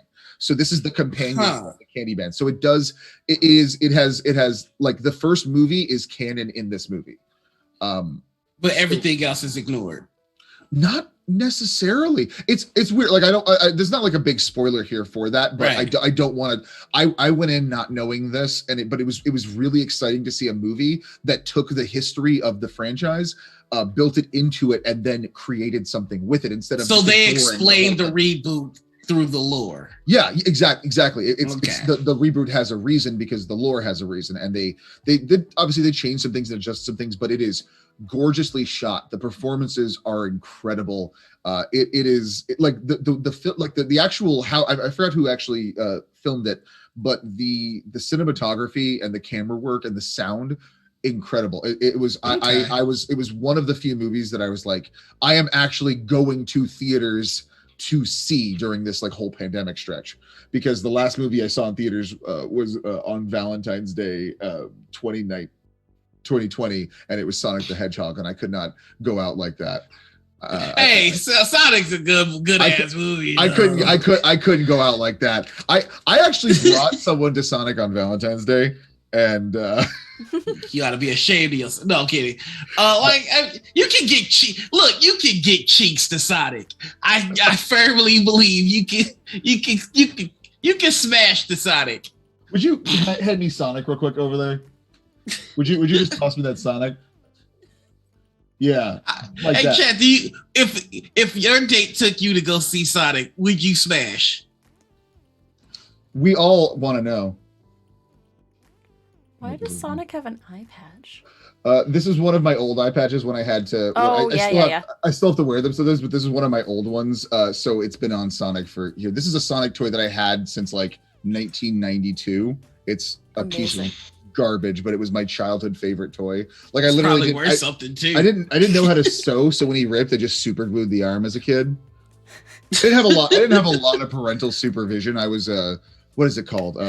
Neglected, and it was so I had a lot of time on my own to like light things on fire and test things out. But yeah, my uncle Dwayne tried to light this on fire in a church parking lot once, so that's why he has this little burn on here. So to answer your question, I think I'd want to play TTRPG with. I was waiting to see how you're going to bring it back. I'm like, okay, we have gone. Let's see where it goes. Evil baby juice. Be careful. Watch your credit. So we got a fuck yeah, a yes, and a no from Blue Pointer. AJ is a man of culture. Of course. Well, so it's ironic. You wouldn't smash the Sonic? Blue Pointer would not smash the Sonic. It's been so one of the things that I don't know. I'm 34, I think, or 33. I don't remember my age. But I am around that point. And the thing that I didn't realize that was kind of a cultural touchstone for me. Well, yeah, because you want to respect the movie. You're not going to smash during Sonic. You just smash after or before Sonic. But Sonic's going to be involved in the mix. But when I Sonic's gonna get in there. I've lost it. I've lost it all. Lost the plot. Oh my.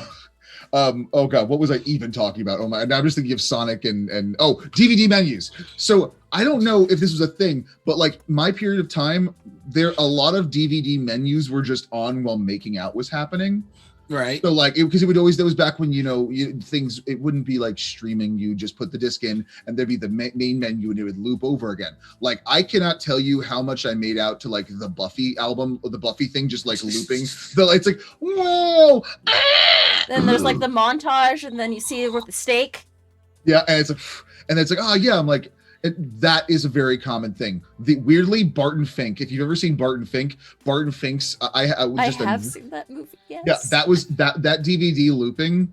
I have some great memories to that. Like it's like my parents that they came from a time where you put on nice music. Me, I'm like, pop on a DVD menu, see what the Coens are up to while we're gonna make out. Barton Fink. God, Yeah, that just Bart, activated like the deepest core memory for me, and the it's two. So I want to hear your Barton Fink trauma if you want to share it. it was my first boyfriend would watch like just weird ass movies. Barton Fink was one of them. That Also is watched the best movie. Eraserhead, and Pie was another one that we Oh yeah, watched. Pie. I have no idea what the hell Aronofsky. you're talking about.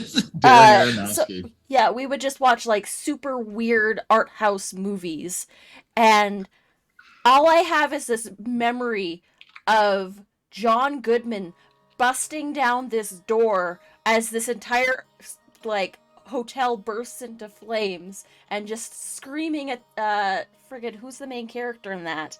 John Turturro. Yeah, John Turturro.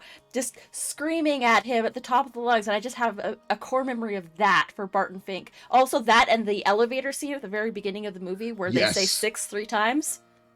Yeah. Sixth floor. Sixth floor going up. Now arriving. Sixth floor. Sixth floor. It's such a weird movie. So like weird. with that description, does that sound like one you want to like really make out during? Not like, at all. It's such a strange thing. That one for me, and but it worked for me 100%. It worked for me 100%.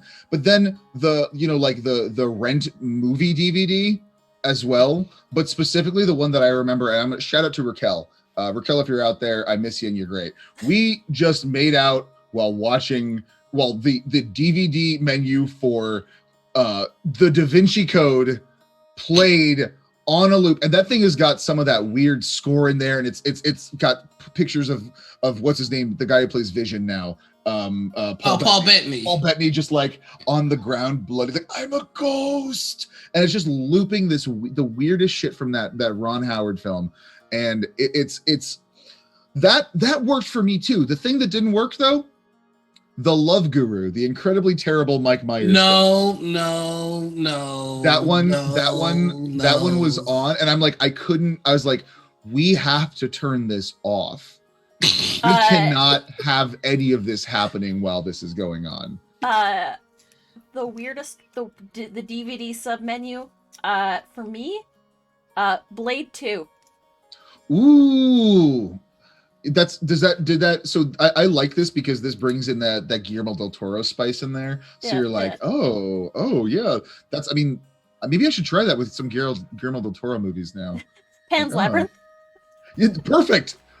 I love that scene. I love that movie. It's a very happy family film. It is. It's a happy family film, and it has a good wholesome ending. I like the scene where the guy takes a blunt bottle that's not sharp and blunt and then just puts it through someone's face by just hitting it. Yeah. And it doesn't break and stab. It just goes in. Yeah. And I think about that all the time. And that's kind of what makes a really weird, fun director like Guillermo del Toro.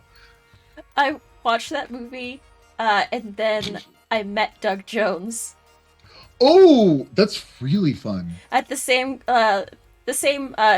con as that I received that the cursed picture of Kevin Sorbo. I also have a picture of me with Doug Jones, so they balance each other out.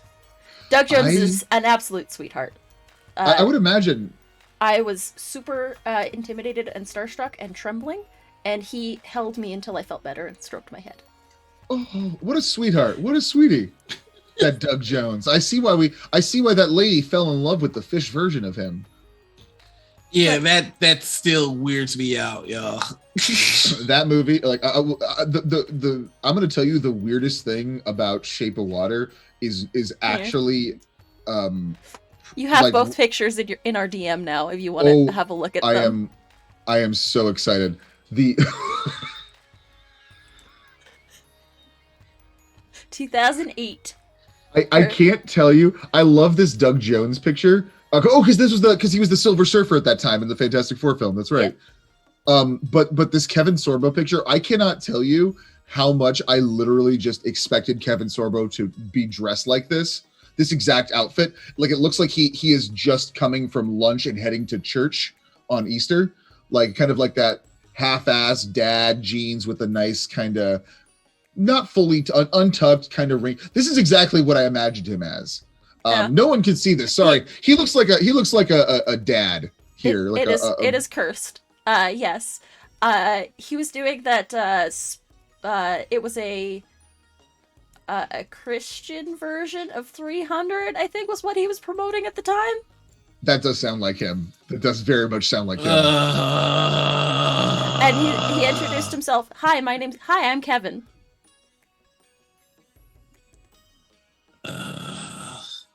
Oh, I loved. Oh, you were that guy who was in a couple episodes of Xena. That's right. Oh, That's what you lead with. It was 2008, and I was a shy baby. So. Oh, I totally understand that. I think if I saw Kevin Sorbo, and it's also like we didn't know In 2008. Twitter hadn't existed yet. We didn't know what Kevin Sorbo.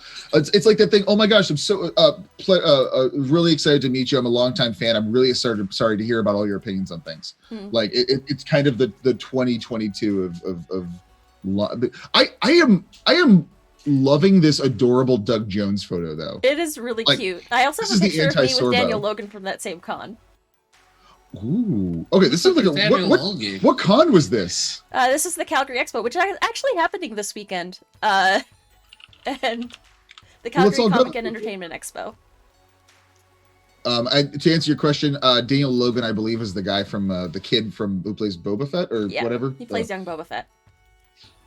He's not a kid anymore, obviously. No, yeah. he was the kid. He was a grown ass man when I met him, and I have some Daniel Logan stories. I think everybody who's been at a con with Daniel Logan has a Daniel Logan story. Okay.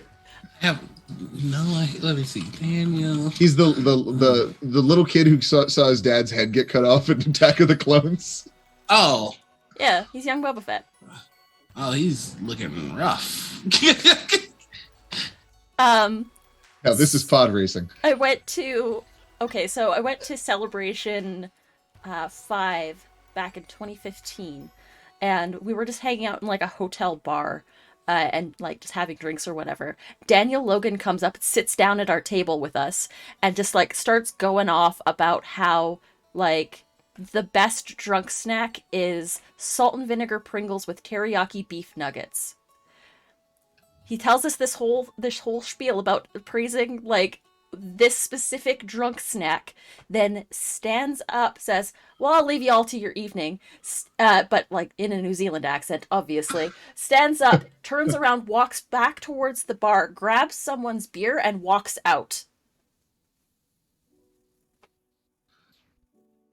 Sometimes I can only think of the DuckTales theme song, where life is like a hurricane, truly.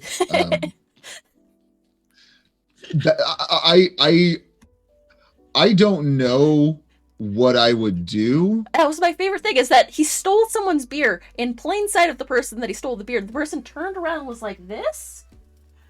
Boba Fett? And he just walked away with someone else's beer. Honestly, the only people from the Star Wars movies that couldn't walk up to me and steal my beer, that was like Ian McDiarmid, who played Palpatine, because I'd want to talk with him. I'd buy him a drink. But like for the most part, I'm like, yeah, no. Well, no, pretty much anyone could steal my beer. Also, Ian McDiarmid shouldn't be drinking beer at his advanced age, like that much beer. Yeah. So like that would be the reason I would say no. But otherwise, everyone could come up to me. Just behave with the confidence that Daniel Logan at a convention has.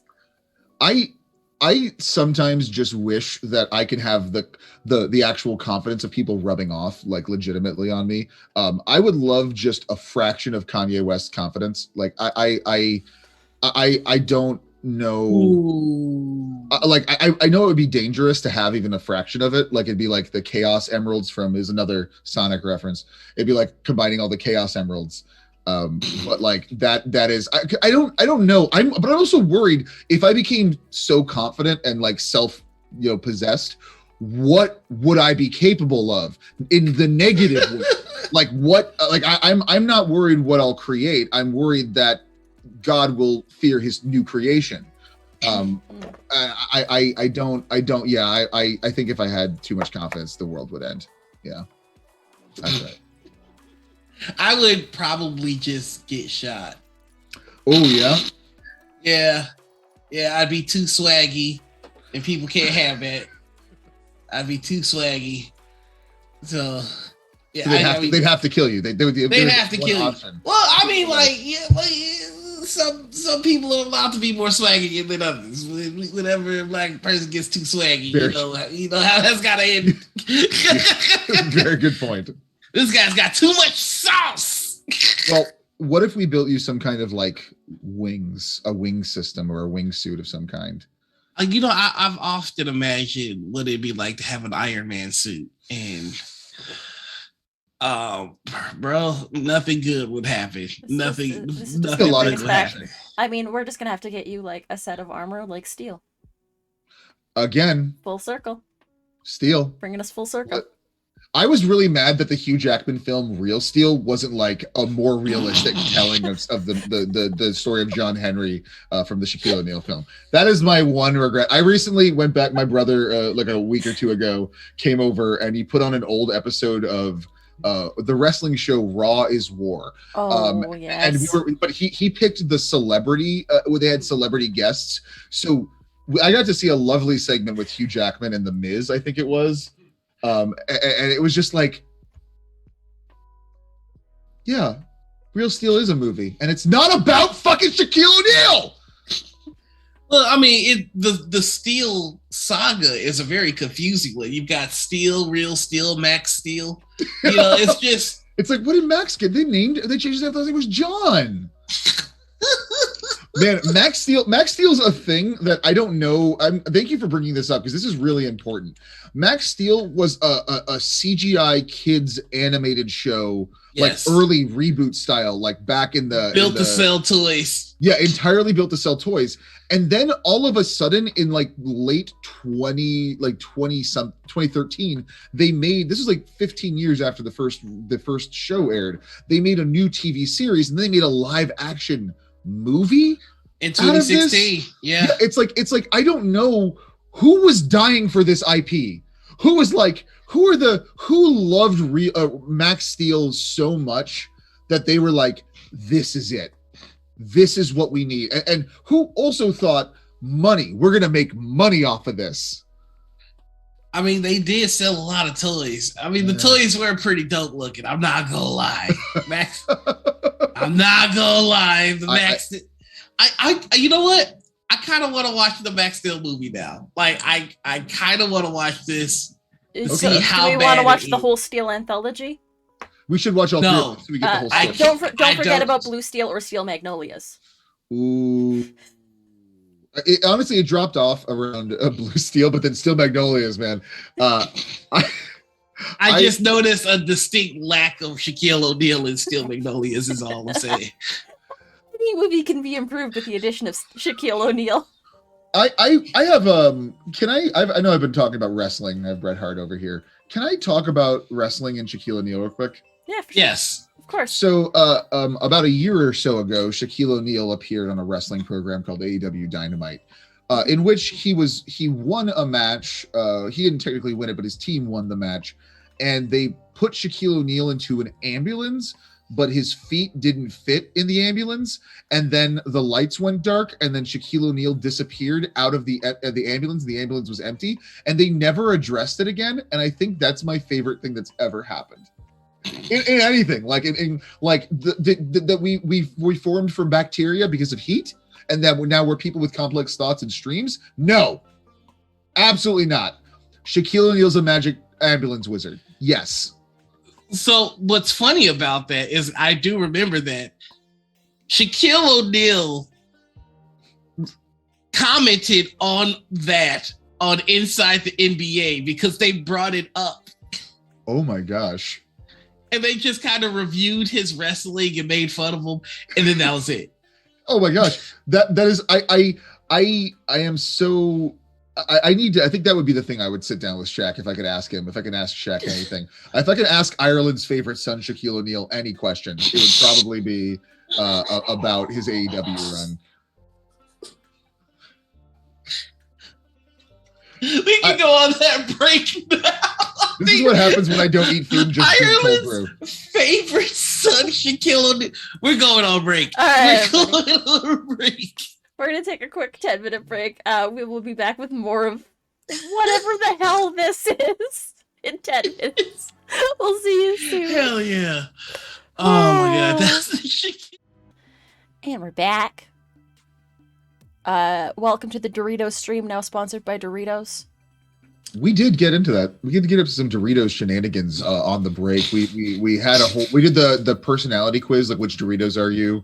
I'm cool American. I learned through Noir that Doritos, Cool Ranch Doritos in other countries are cool American or cool original. But the premise of buying a blue bag with like wavy lines on it that says cool American is like, yeah, I guess that me? Is it I? Is it me, Jesus? Me, Jesus. No, you're not the cool American. I'm Jesus. This is my Jesus voice.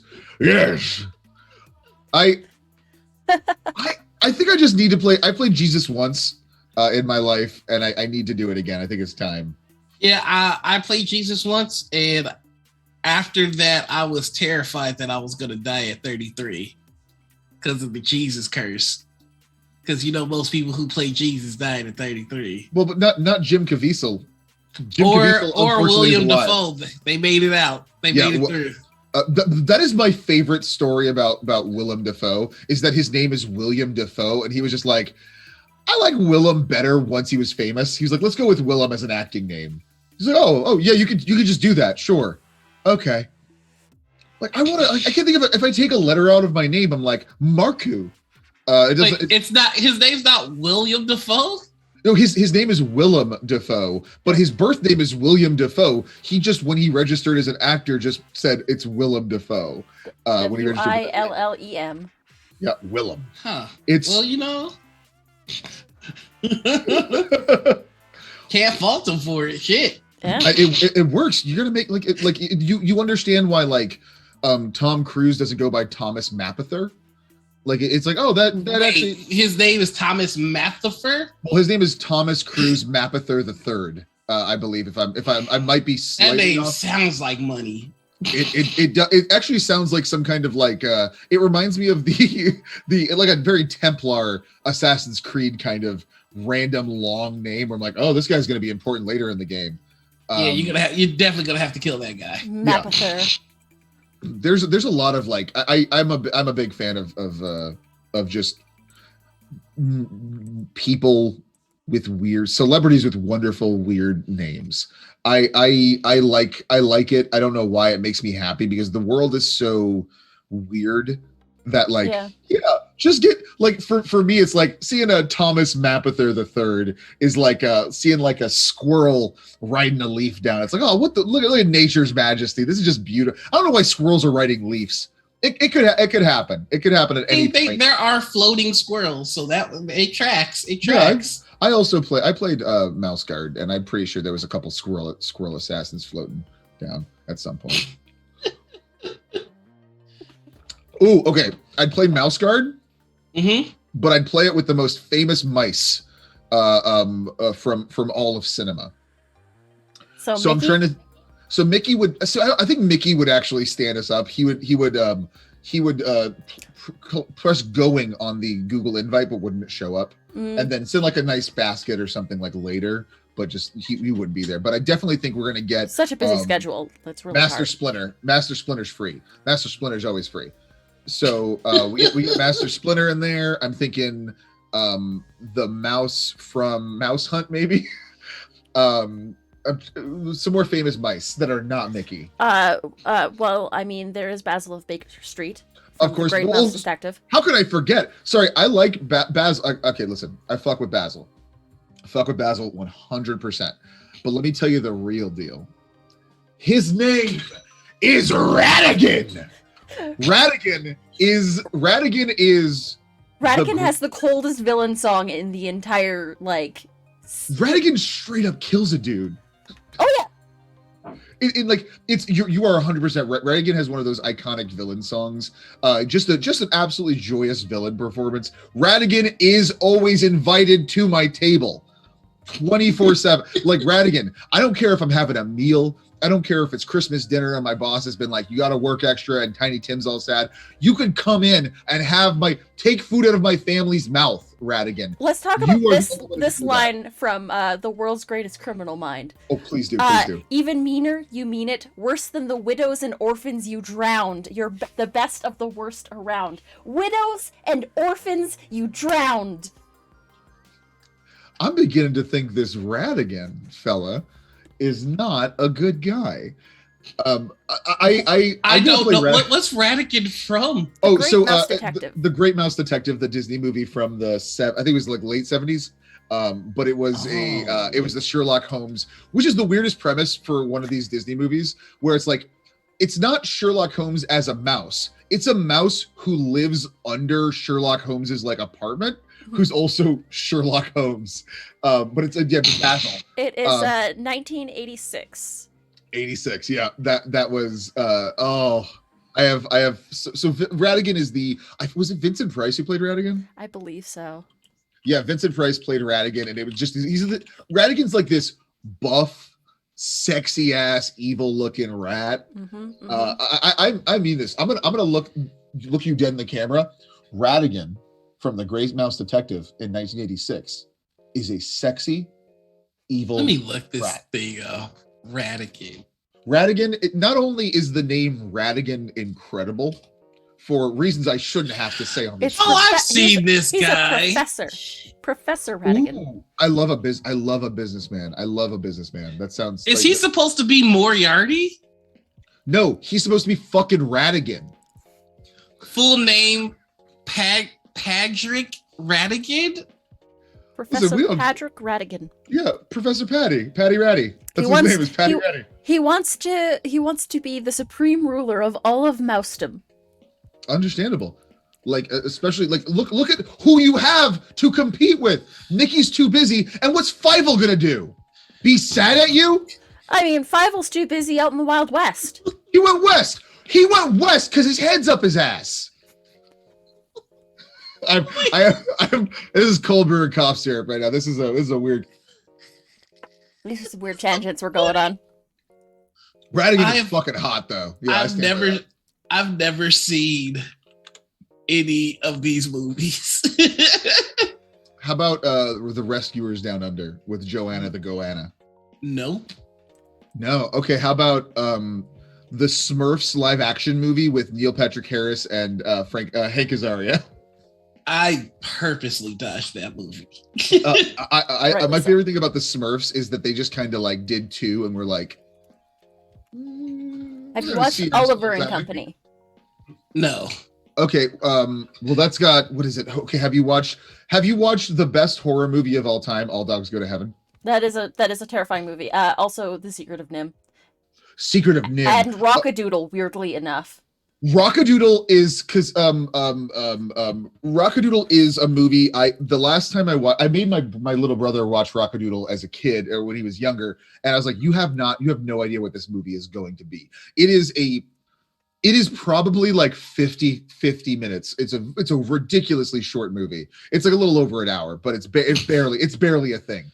There's so much early Disney that I just have not seen. This is Don Bluth. So this winds up being like this, like you get the Don Bluth kind of style of animation of like Space Ace and Fievel or American Tail. And then you wind up, it's like, oh, it's partially live action. And then the kid gets sucked into a cartoon world, a cartoon world where Elvis is a rooster and is going to sing stuff. And it's kind of like vaguely about what success does, but also cats are evil. It like, and then there's an evil the owl scene where the owl like rips through. It's like Evil Dead 2 with the branch through the window. It's weird. It's like weird. It's a terrible film. I love it. I will watch it.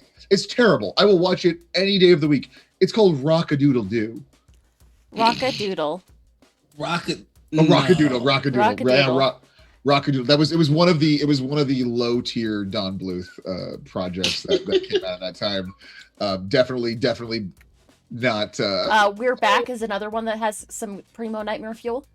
I think about so actually this is, now that I have a platform, I've been platformed by you guys. I can finally say this. We're Back, a dinosaur story, produced by Steven Spielberg, has the exact same ending as Joss Whedon's Justice League. Wait, what?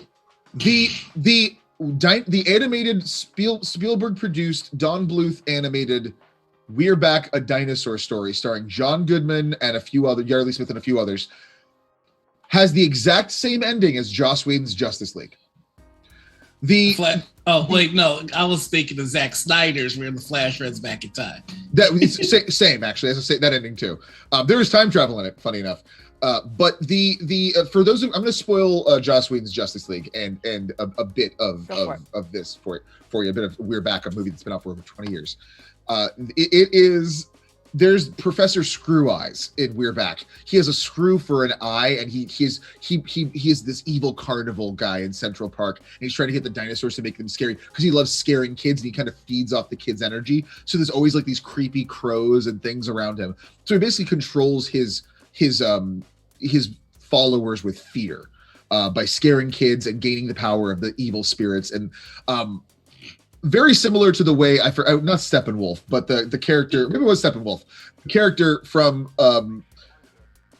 Justice League, where he's like, I have all these things. And the same thing happens where the moment he loses his power and the power over the scene, the followers who are these birds-like thing descend on both Professor Screw Eyes and Steppenwolf, and they're both left with the same shot of being entirely devoured, except for the eye and then the helmet of Steppenwolf, both spinning identically on a lower lower down camera shot. It is so fucking close that I don't actually. I feel like I'm losing my mind. I think we need to do like a shot for shot comparison of the two films at some point. I will. You know what? Next time I'm on, if you guys ever have me back, that's what I'll do. I'll have a PowerPoint presentation of like, here's my 3. I'm gonna make a PowerPoint presentation, and for every time someone asks me to be on a stream, I'm just gonna have one ready. It'll just be your green screen background is your PowerPoint presentation. Next slide, please. Exhibit A. Are you going to point it? Yeah, I knew it. Yep.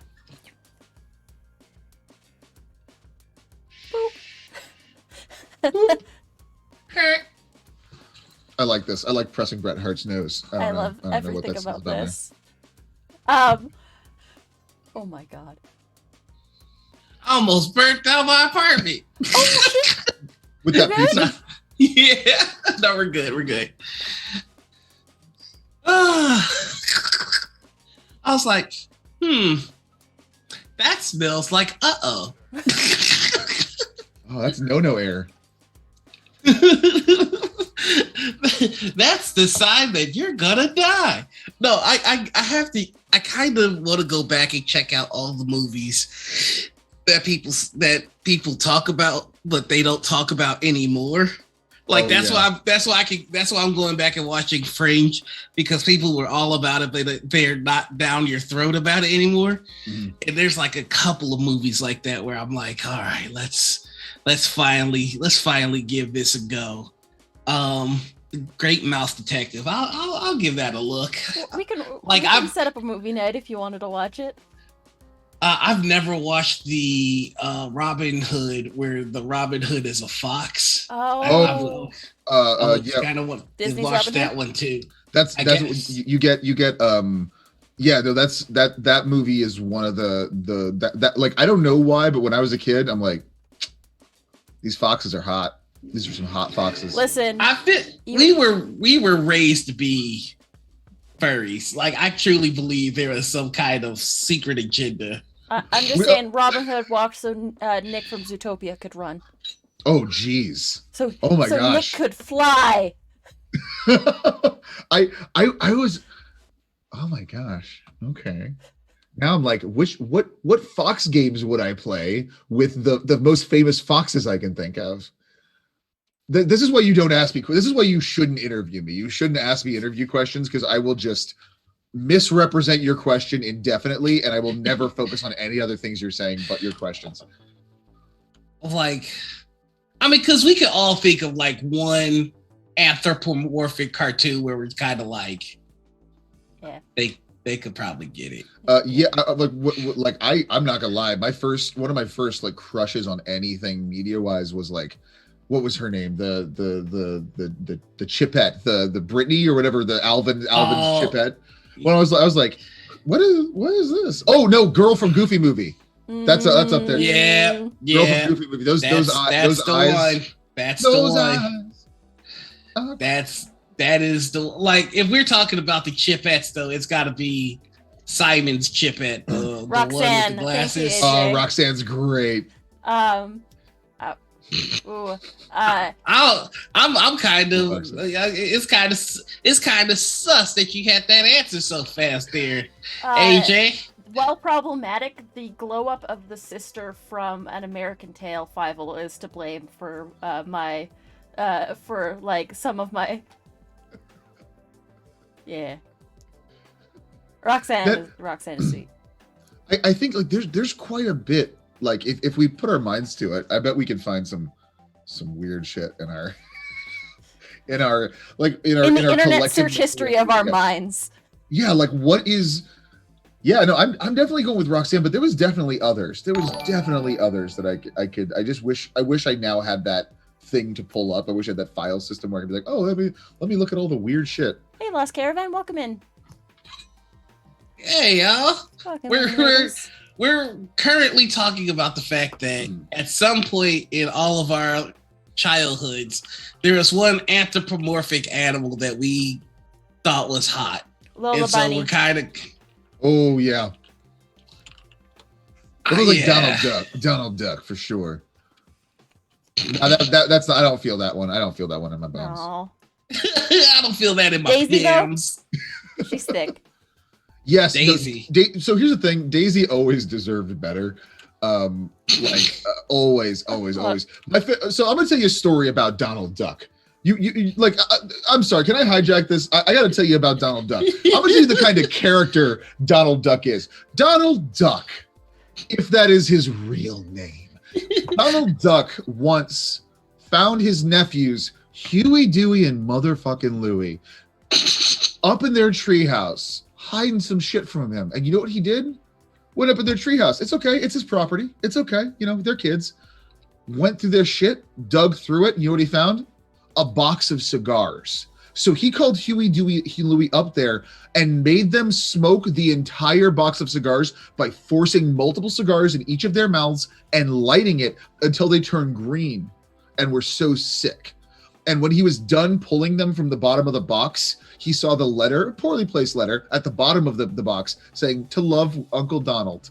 It was a gift for Donald that the kids got for him, and he forced them to smoke 13 cigars each. That is the kind of man Donald Duck has. Is that the kind of guy you want being the superintendent of your school district? Is this your God? Vote for Markus!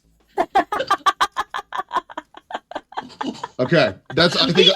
Did we just put Donald Duck on trial? And did he just lose?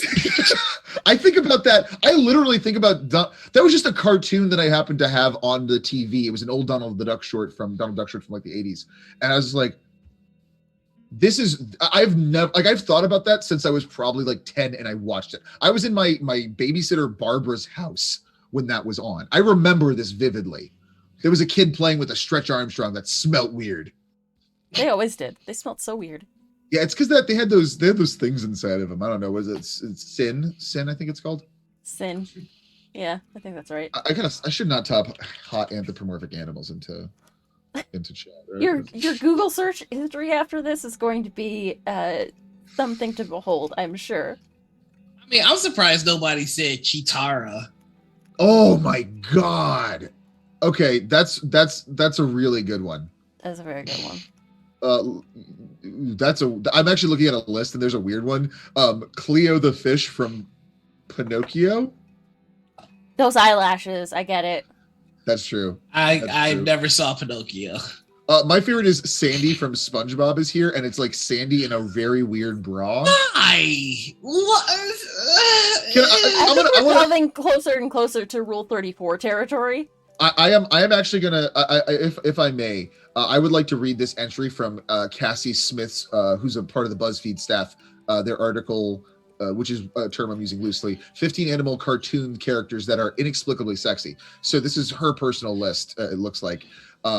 But Sandy is on here. Like, why is Sandy always in a bikini in SpongeBob? Because squirrels have 8 nipples instead of 10. That is this article. That's what this article has. Is that the metric? Yep. Yeah. So if Sandy was going to need to wear a bikini, just 4 right. bras, 10 nipples, get it out of here. Yeah. So we learned a whole lot about BuzzFeed staff writer Cassie Smith or Smythe. I don't know. So thank you for sharing that, Kathy. And I regret clicking on anything. Oh, Gadget from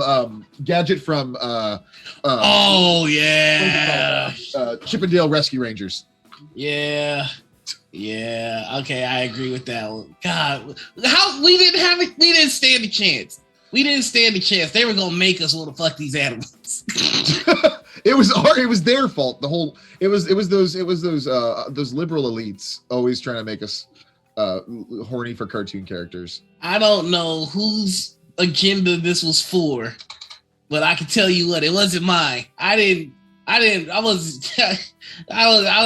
grow up going, man, Roxanne can really catch it.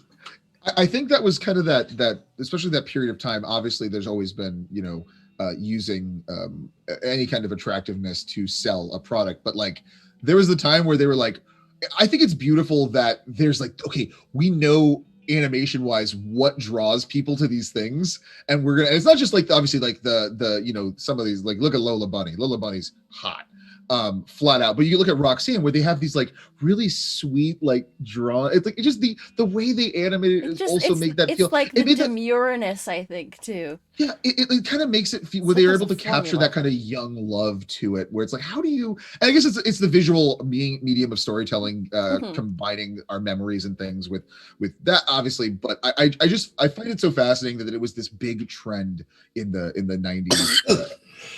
I gotta clear my search history real quick. Yeah, because it's about to be real weird. Lola Bunny save for later. You remember how angry people got at the Space Jam sequel because they were just like, Lola Bunny's not as hot as she was before. I was really mad about the Space Jam sequel because I watched it twice. And for me, I think it was really funny that they cast Zendaya to have one line in the movie and not say anything or do anything, and they just recast Lola Bunny for no reason. I'm not to describe this. I read an article about 3 or 4 years ago about people were mad about the new Jumanji film, but the article highlighted a phrase that the headline specifically was Jumanji purists angry about Jumanji film. So I love the film. I love the phrase Jumanji purists. It's the silliest word I've ever heard.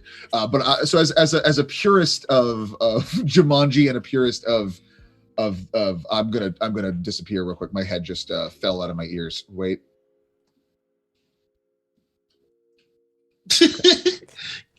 Get yourself together, man.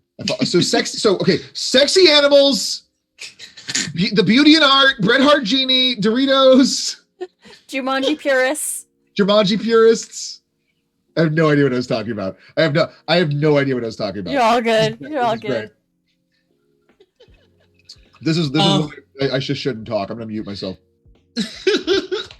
Oh, we actually have a question for you. And this we hit everybody with, which is, if you've been in the TTRPG space long enough, you probably have had the displeasure of being at a table with that guy. That is somebody who is a walking black hole of fun at the table. Someone, if they were yeeted into the sun, your experience at the table would increase 100-fold. So, Marcus, have you ever played with that guy? Absolutely. Repetitively there was one of them, probably shouldn't say that part, because that's going to actually tell you where to look for the video. Most of, unlike I think a lot, I'm speaking solely from like my own experiences here.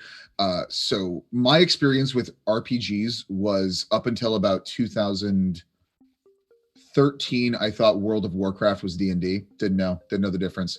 My first, have you ever heard of an RPG called Microscope, a system called Microscope?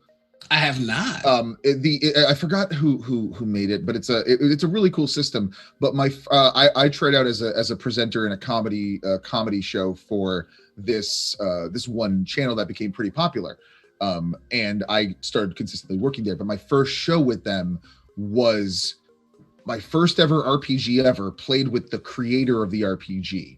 I almost all of my RPG experience, I would say roughly 99% of it has been streamed live RPGs in front of an audience. I have very rarely sat down at a table with people and played a game that wasn't promoted. So I feel like I can't say a lot of the stuff that I want to say because the footage is out there of me with these. Here's the hint. It's a couple. They're a couple. Or they were. I don't know if they are anymore. But yeah, I have sat at the table with that couple. Those folks. It was both. Oh, yikes! It seemed like everything was meant to piss me off and bring me pain and everyone around. It was just like, oh my God. It's not only bringing baggage to the table, but you're playing in a profoundly insufferable way. Like I it's all about having fun, but like they're taking the space and then also not giving other players the space. Specifically, like when it's a pet peeve of mine, but specifically if it's like a live streamed show, I am not going to, if I'm fucking around on my phone, I'm not going to be like this, where literally everyone on camera can see that you're not paying attention to any of the stuff that's happening in the game. That's like a just the theatrical performance side of it. Obviously, you can look at windows. You're on a screen, like we're doing this, but like I'm talking about, we're all on camera in a space together, and everyone's like just on their phone, not listening to anything, and then making the GM run stuff back, but also being the here's the thing, being on a stream, being among the only people who are being paid actual money too. Like that was not the same group, but that was the same company where they were like, I was talking with most of my bad experiences have been with like companies, but like they were like, oh, in front of us, who they told that they're not going to pay when we got there. After we got there, they were like, oh, but we're gonna pay this person. So they specifically like, oh, how much do you want? Is this enough for this? Can we cut you a check right here? I'm like, you could even give us $50 like for a show. So like that's where a lot of I kind of got to see the nasty workings of the production side of TTRPG spaces occasionally, and I have been trying to make it a little bit better. We have a question from chat for you. Oh my gosh, yeah. How much did your childhood of sexy animals factor into your portrayal of Zat on the hit Kobold Press show Into the Southlands? So I actually think this is a really good question. I love cats, and Zat is Taz backwards, which is one of my favorite wrestlers of all time.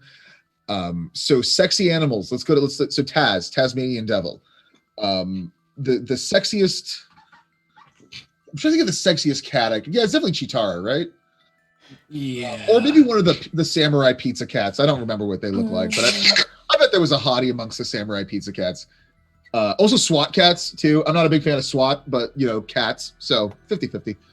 I say fucking narcs.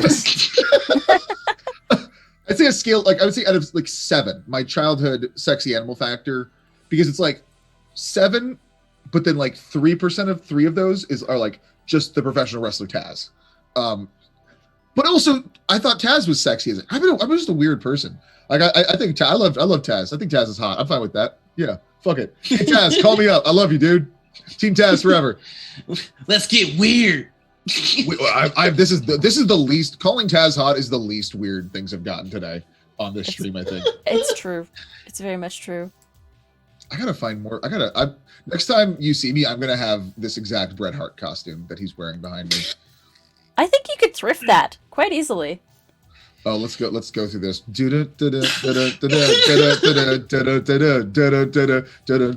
Jason Momoa. Wait, no, God. Wait, do you Put a have shirt on, multiple Jason. ones? Put a shirt on, So Jason. do you have multiple ones so it looks like more Kevin Costners appear? I was doing a fiasco stream where they set it in like a west or a water world place, so we had this background, and I kept photoshopping Kevin Costner's into it. But it's really hard to find those high res glossy pictures of Kevin Costner. So I had to get this Fortnite Momoa. I had to put the shirt on. This is my life now. This is what you have wrought on yourself.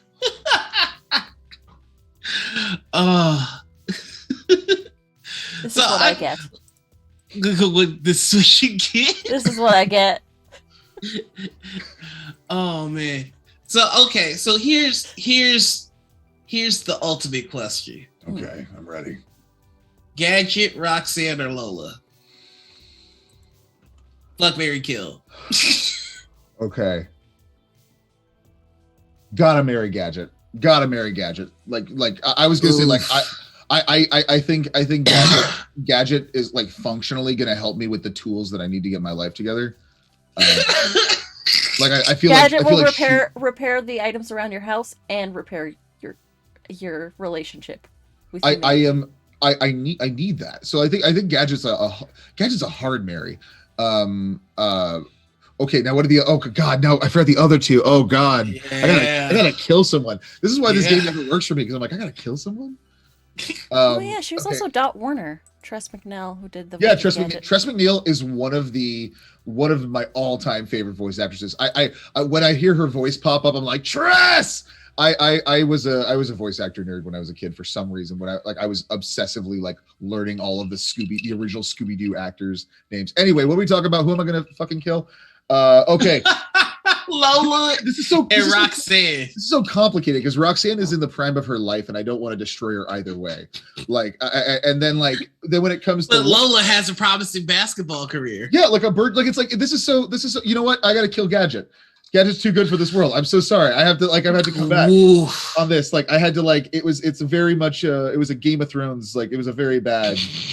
Like it was a surprise kill, big surprise. She walked into a room, thought she was going to a dance, and instead it was a room of fire. She walked into a room of fire and doesn't know.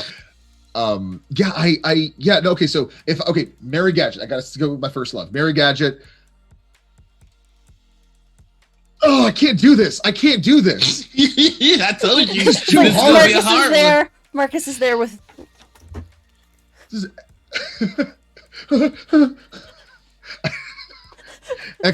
has actually gotten the existential dread of like, okay, so if I have to kill, this is why I'm like my brother used to ask me like, oh, what's your favorite this or this or this, and my biggest problem is it's like you have to watch this. I'm like, no. Anything could be my favorite if you ask me, but I take things too seriously. So I'm like, okay, who do I have to kill and how do I have to kill them? Do I have to get my hands dirty, or would it be fair to let them know and give them an advanced warning of what I might do? Like I think I overthink this. If you can't tell, I overthink things sometimes. But I'm like, okay, so Lola's basketball career is getting up and running, but she decided to go. If we take kill Lola. I actually am going to kill Lola. I'm so sorry about you have killed all three of them. The important thing is I could. I know within myself if I had to, I could kill all three of them. I don't want to, but if I had to, for like the sake of humanity, or if Matthew McConaughey's on a bookshelf looking through like a wall and he can kind of see me about to kill all three of them, he's like, no. So yeah, I would say, does that answer your question? I don't know who's alive or who's dead. Okay. Gadget married. Okay. She did die though. I'm a widower. The natural causes though. No. So Gadget married Roxanne, because I feel like Roxanne would recover well. Like she'd be like, oh, it was just a nice time with a guy, and then she gets to go off and live her life. I feel like that's the best thing I could do for Roxanne, because she's got so much more potential than I am capable of. But me and Gadget are both like kind of stuck doing our weird shit. So I feel like we would figure out a relationship. But yes, Lola would have to die, and that's only because her path, because we're counting Space Jam 2 as canon, and her path in Space Jam 2 is going to become an Amazon, and then become a background character in a movie for the rest of it. Wait, so, like, what? So people don't. Has anyone here seen Space Jam 2? No, but I don't care about spoilers. Space Jam 2 is one of the most incredibly bad movies I've ever seen. But one of it's like one of those. There was a book written by a dude who decided to call it Ready Player One. That book basically featured pop culture references put together into a whether you think it or not, a clumsy narrative that kind of ultimately came together as a movie where Steven Spielberg replaced a lot of the properties in the book with his own properties. So Steven Spielberg got to direct a big money movie, make a bunch of money from directing the movie, and then also got the studio to pay him for the rights to all the things in that movie, including Tracer, Freddy Krueger, Godzilla. All those things are featured in Ready Player One. So Tracer from Overwatch is featured in Ready Player One. Not a Spielberg property, but it's a Ready Player One. So Space Jam 2 or Space Jam A New Legacy has that basic premise where Warner Brothers is like, you have access to every property that's vaguely ours. And how they use it is have like Rick and Morty drop off the Tasmanian Devil. They're like pop-up events. But the best thing is they don't have any lookalikes for the actors who did not show up. So you can see in the background of scenes like 7 bad Arnold Schwarzenegger's Mr. Freeze, just like in the background like this. You can see like some random Game of Thrones characters, some old Warner Brothers films. It is they try to do that like all the properties tie in together because it's the Warner multiverse kind of a thing. And boy, is it the worst. It is Don Cheadle plays a villain named, what is the villain's name? Algae Rhythm. Al Gore Rhythm. I wish this changed to Al Gore. That'd be a better name. Al Gore Rhythm. That might be my kid's name. Al Gore Rhythm Maze. Yeah. It's gonna be pretty good. But yeah, that's Space Jam 2. It's Lola becomes an Amazon? Oh yeah. So Warner Brothers owns DC, or has the film rights to DC. Yeah. So the scene is they have to go reunite the team for a pretty generic reunite the team montage. But they get Lola in I forgot the name of the island from Themyscira? Yeah, yes. That name is so comic booky. I love it. But yeah, she's training with the Amazon, has to go through the Amazon trial while LeBron and Bugs Bunny are like comically doing the cartoon Amazon stuff next. Like, we got this. We should join the team. She's like, no, I'm going to become an Amazon now. And then I think she loses or becomes an Amazon. And they're like, no, your destiny was to play basketball, Zendaya. You have no more lines in the rest of this movie, essentially. So yeah, there's a whole semi comic booky animated stylized in the Wonder Woman 2 vein of it's a movie to watch to just really understand. It's like they melted down Funko Pops and committed it to digital film and then put it on film. Fuck Funko Pops. I don't have a problem saying that. This is not my stream. I can say that. What's your beef with Funko? I don't like manufactured scarcity. It's mostly a conceptual thing. I don't have a problem with aside from the fact that some of the designs are atrocious, but I mean, yeah, some of them are rough. They don't translate particularly well. But I think I have like one, or most of them have been gifted to me, but I don't. I actually have. I have wrestling Funko Pops. I've got. I've got Bailey and Sasha Banks, Seth Rollins, and a couple others. I regret not getting I saw Kenny one at a Target on like Black Friday a few years ago, and I'm like, I should have got that. But I did find this nice Markus. You can see it says Markus on there. This is a Markus Funko Pop. That is pretty cool. It looks just like me, so it's basically, to ignore this part. This is this. Oh, he broke. Oh God.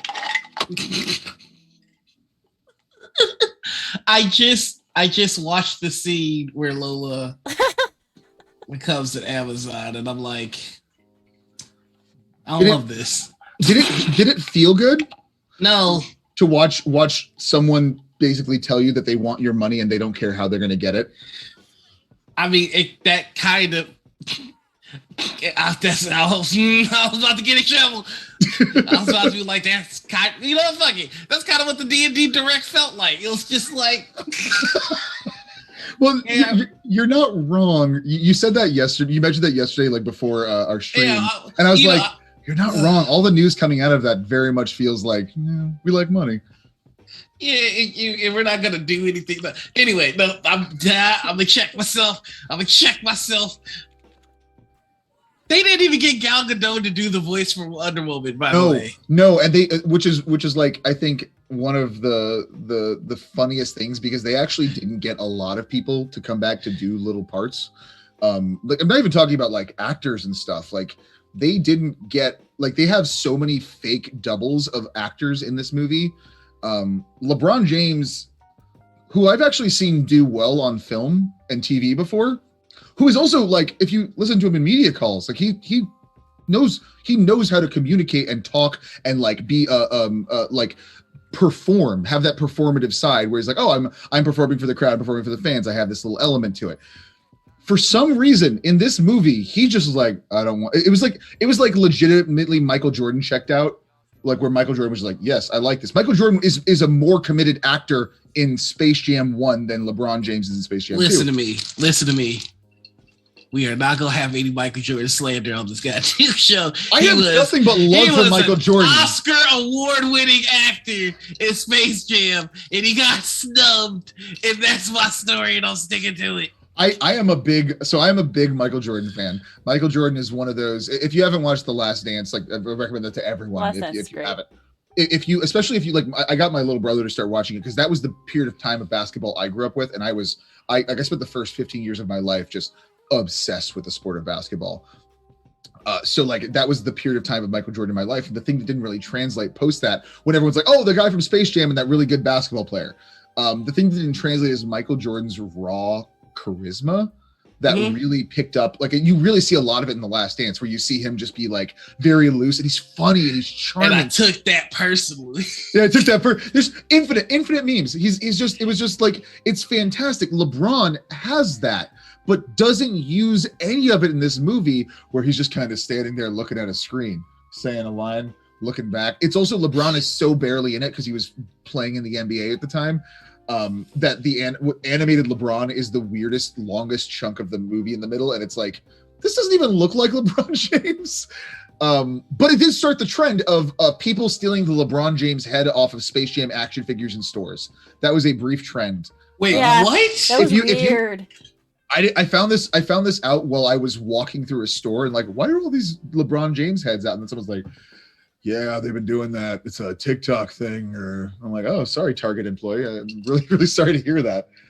But yeah, people were just ripping the heads off LeBron figures from Space Jam 2 because they came with you could just pull it off, I guess.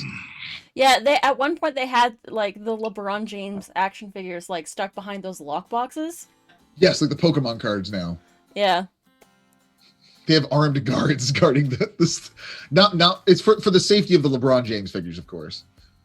They began here's the Know Your Meme on it. It started on TikTok in July 2021, and people would steal the heads off of LeBron James, Space Jam 2 and New Legacy action figures from like Walmarts or Targets, and they began to like fill it with water and like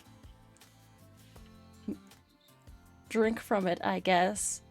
I mean, honestly, okay, so there were those old bottles of alcohol sometimes that would be like a soldier, and you pull it off and you'd be able to drink out of it. Yeah. Now think about if we could do that with LeBron James, because take the military industrial complex out of it. We're going to get LeBron James here, and he's the top of his head is going to be the top. So you just put it on, and then you're drizzed, you're drunk, you're that drunk stoned. Okay, so there's also like a stretchy version of the doll that they would fill with water so that it inflated.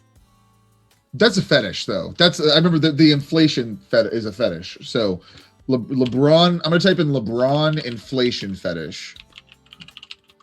What do we get on Google? Oh no. Well, when I type in LeBron inflation fetish, I get inflatling, an Urban Dictionary definition that says, "Shut the fuck up, I'm LeBron James." I gotta tell you that this episode of Morning Ritual has caused me to look up Things the weirdest shit that I never thought I'd Google. I gotta bring you guys on a stream of mine because that's literally all it is. And I gotta share this with the crowd. There is a life-size silicone Space Jam LeBron James head that looks like LeBron James head, and it's in like a box, and it's like LeBron James's head is in the box. In the box, that looks smiling. horrifying in the box. Like the exact in the box shot of this. That is I don't know if terrifying. Oh, thank you for sharing that. I'm like, that is. I don't actually know what the benefit of having LeBron James's head is, but now I'm learning that I can get the Alvin and the Chipmunks life-size statues, all three of them, for starting at $174 a month with Affirm because I pre-qualify. Amazing. What has this episode become, everybody? Well, it's I'm here for it. I talk. love this. Well, I'm sorry. I answered all of your questions. I've answered them so clearly to the best of my ability. So, like, I got nothing but LeBron tips, hot LeBron tips. Hot LeBron tips in your area. I've discovered a website that sells nothing but life-size statues, and this is that the one you just sent us? Yeah, it's very creepy. There's a couple places that sell these, and they have some really weird ones, like of the life-size statues. I'm like, why do you need a life-size statue of Marilyn Monroe's skirt coming up? And it's like, but it's also like that's such a weird thing. But like legitimately thinking about the logic behind that, they're like, oh yeah, I want a life-sized, bad-looking Marilyn Monroe statue because what is the logic there? It's like, well, I like looking at that part of her leg, so I want a full statue of it so everyone has to see that when I come in my house. Or putting it in the windows to scare away birds. Like if you don't like birds. This does not look like Marilyn Monroe. This looks like, I love him to death. This looks like Steve Buscemi. This is a weird fucking life-size statue. I mean, you can get a life-size statue of the Hulk for only $18,000. I hope it's do they have a cheaper one, but it's Edward Norton? How much is the Hulk? I kind of think Edward Norton's Hulk looked a little cooler than the Ruffalo Hulk? Yeah. Are you familiar with the two-pronged story of Edward Norton and his why he doesn't continue on with things? Are you familiar with this? Do you know this? No. Edward Norton is a very passionate man. I learned this when he guest starred on The Simpsons as a big Simpsons fan, popped on and then showed up to The Simpsons, like the recording session with a script and a bunch of spec scripts because he wrote a bunch of scripts for The Simpsons. And then he kept sending The Simpsons scripts after the fact and kept trying to contact the writers because he wanted to be a writer on The Simpsons. The same thing happened with Marvel's The Hulk, where he wanted more creative control and to take the Hulk a different direction. And he took his star power and the fact that they didn't want him to actually have so much control like he does in other projects. So he walked away from the movie because he wanted, like, oh no, the Hulk's going to do this. And this is my Hulk movie. And I'm going to Hulk it up. And he had all these Hulk ideas and Marvel's like, no, dude, no. We want a guy who doesn't want a movie. We don't want to make another one of these for a little bit. But yeah, Edward Norton is too passionate.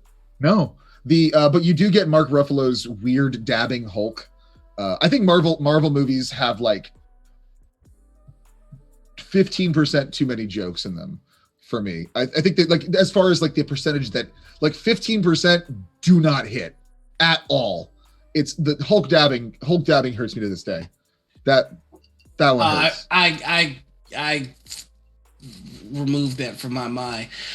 You remember how I discovered the silicone head LeBron James? Well, apparently they make a bunch of silicone heads. So, and there's one for Robert Pattinson's Batman. And is it good? At a certain point, you have to realize that like the celebrity has likeness rights, and they have to have signed off on things.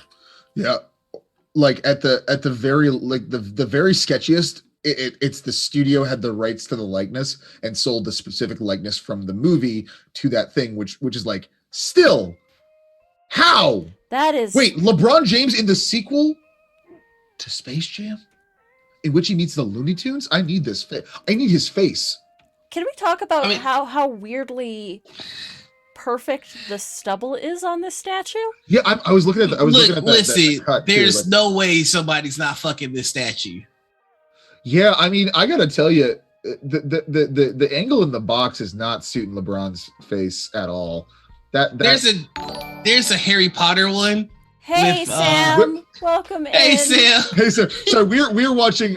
We are literally looking up life-size replicas of actors' heads for sale and discussing it. So I'm sorry.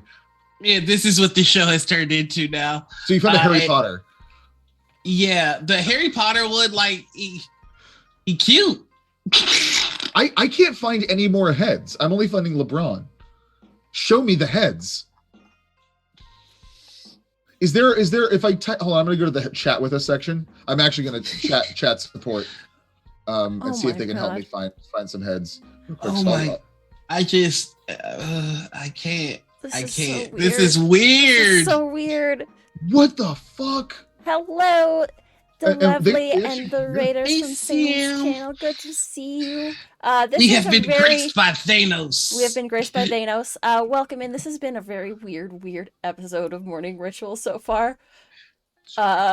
We've been talking about lifestyle statues, wrestlers, wrestlers who've played the genie. Sexy anthropomorphic. We boldly enough are not saving incognito mode, but we are gonna definitely clear our browser history after this fuffy butt. Yeah. So here, I'll put it in chat again, so you guys can. I mean, so this you Robert can see. Pattinson one is pretty the Robert great. Pattinson one is. This is the kind of stuff we're talking about right here. You can click that. I would not feel good about this. You can have LeBron James's head. Content warning: this is LeBron James's head in a box. Yeah, like I guess that is the content you need to warn about, really. I do have a question. All these guys are totally, if you're looking at the Harry Potters and you're looking at the other ones, the Battinsons, like LeBron James is just a head in a box. I'm guessing Why are the other ones they might be trying to like sell off of the TikTok trend. I love that this L&M Treasures believes that the TikTokers who love that trend probably pay $4,000 for a life size knowledge, Sam. And I don't endorse. I mean, you can click it. There's just no going back after you do. Yeah. Apparently, this company does all sorts of life-size replica statues of different properties. There's like a large Ant-Man. There's full-size animals. There's a baby T-Rex dinosaur in a net statue. Is this an animal statue? Yeah, they've got dinosaurs and animals as well. Okay. So it looks like this is like also a prop rental company. So like if you probably needed things for movies. Mm-hmm. I like this baby Apatosaurus with a dinosaur saddle. It's life-sized. You cannot get a life-sized dinosaur. Would rather statue. know things I should know than have things I should have. You know, that's fair. Like I'm in both camps. Like I want cursed knowledge and cursed items. I want the kind of cursed items where like I don't have to keep it. Like it's not locked to me, so I can hand it off to somebody else. I have. It didn't take me long, but I found the racist caricatures. Oh no! Oh, no. That was unfortunately a short amount of time, I'm sure. Yeah. There you go. Didn't take me long. Found the racism. What the fuck? Also, like if you get closer to it in that picture, like up close it looks like it would be hard. It would be an unpleasant tactile experience. I wouldn't. That's not racist. This is like if you go to a fair and somebody draws you like all weird and bobbly and stuff. I don't know. This feels more like we don't want to paint Jordan for his likeness, so we're gonna get as close to Michael Jordan as possible. I love that there are just two edits. There's It's the Markle one that's for the Jordan. picture. It's Markus Jordan. I love Markle Jordan. Morkel Who doesn't Jordan. love Markus Jordan? He's from Norway. It's Morkel Jordan. Jorgen. Morkel. Morkel Morkel Jordan.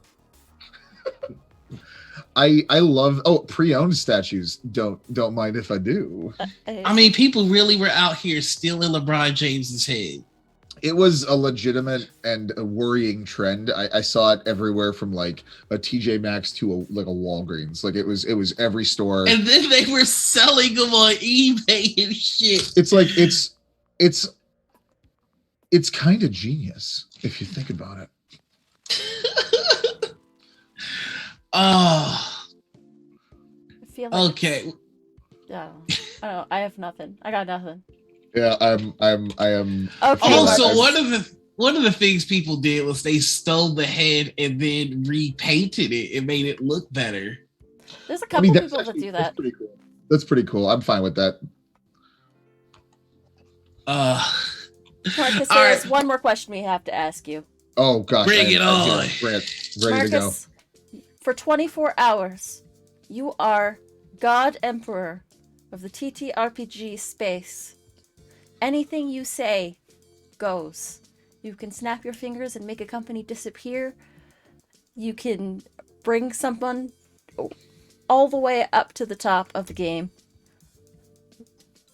What do you do with those 24 hours? I would try in my 24 hours to make it as clear as possible that you should not be telling people, obviously within reason, you should not be telling people how to play a game or like this is the right way to enjoy a thing. That's like weirdly, because that's the thing that kept me out of, even when I was getting into tabletop, that was the thing that kept me out. It's like, oh, you can't like this game because it's not as good as this game. Instead of like, look at the variety out there. I would want to make a big old here's what I do. I make a gigantic library that I would also have all the regular, TTRPG stuff, but also a lot of the new ones, indies, like zines, prints, like pocket things. I want an accessible library to show that it's not just like, I don't know. It's so deep that I don't have a good answer. You've given me these. I do like the Marcus Mays Presidential Library. Yeah, you would be able to like check out. You'd be able to try the games out. There'd also be like information. You have computers, so you can do the VTR. I would do something essentially like a public library, but with our TTRPG stuff and similar resources, like how to also build and pitch and that, because those are elements too that like you don't know about, and most of the people don't actually get like to the pitch side of it. Like they have a great idea, but they don't know how to pitch. Like having resources for that would be kind of cool. Like resources for how to make your own RPGs. Yes, exactly. Like that was the thing that I just didn't know, because obviously, and anyone could make a game at any point as long as you have a couple rules and have fun with it.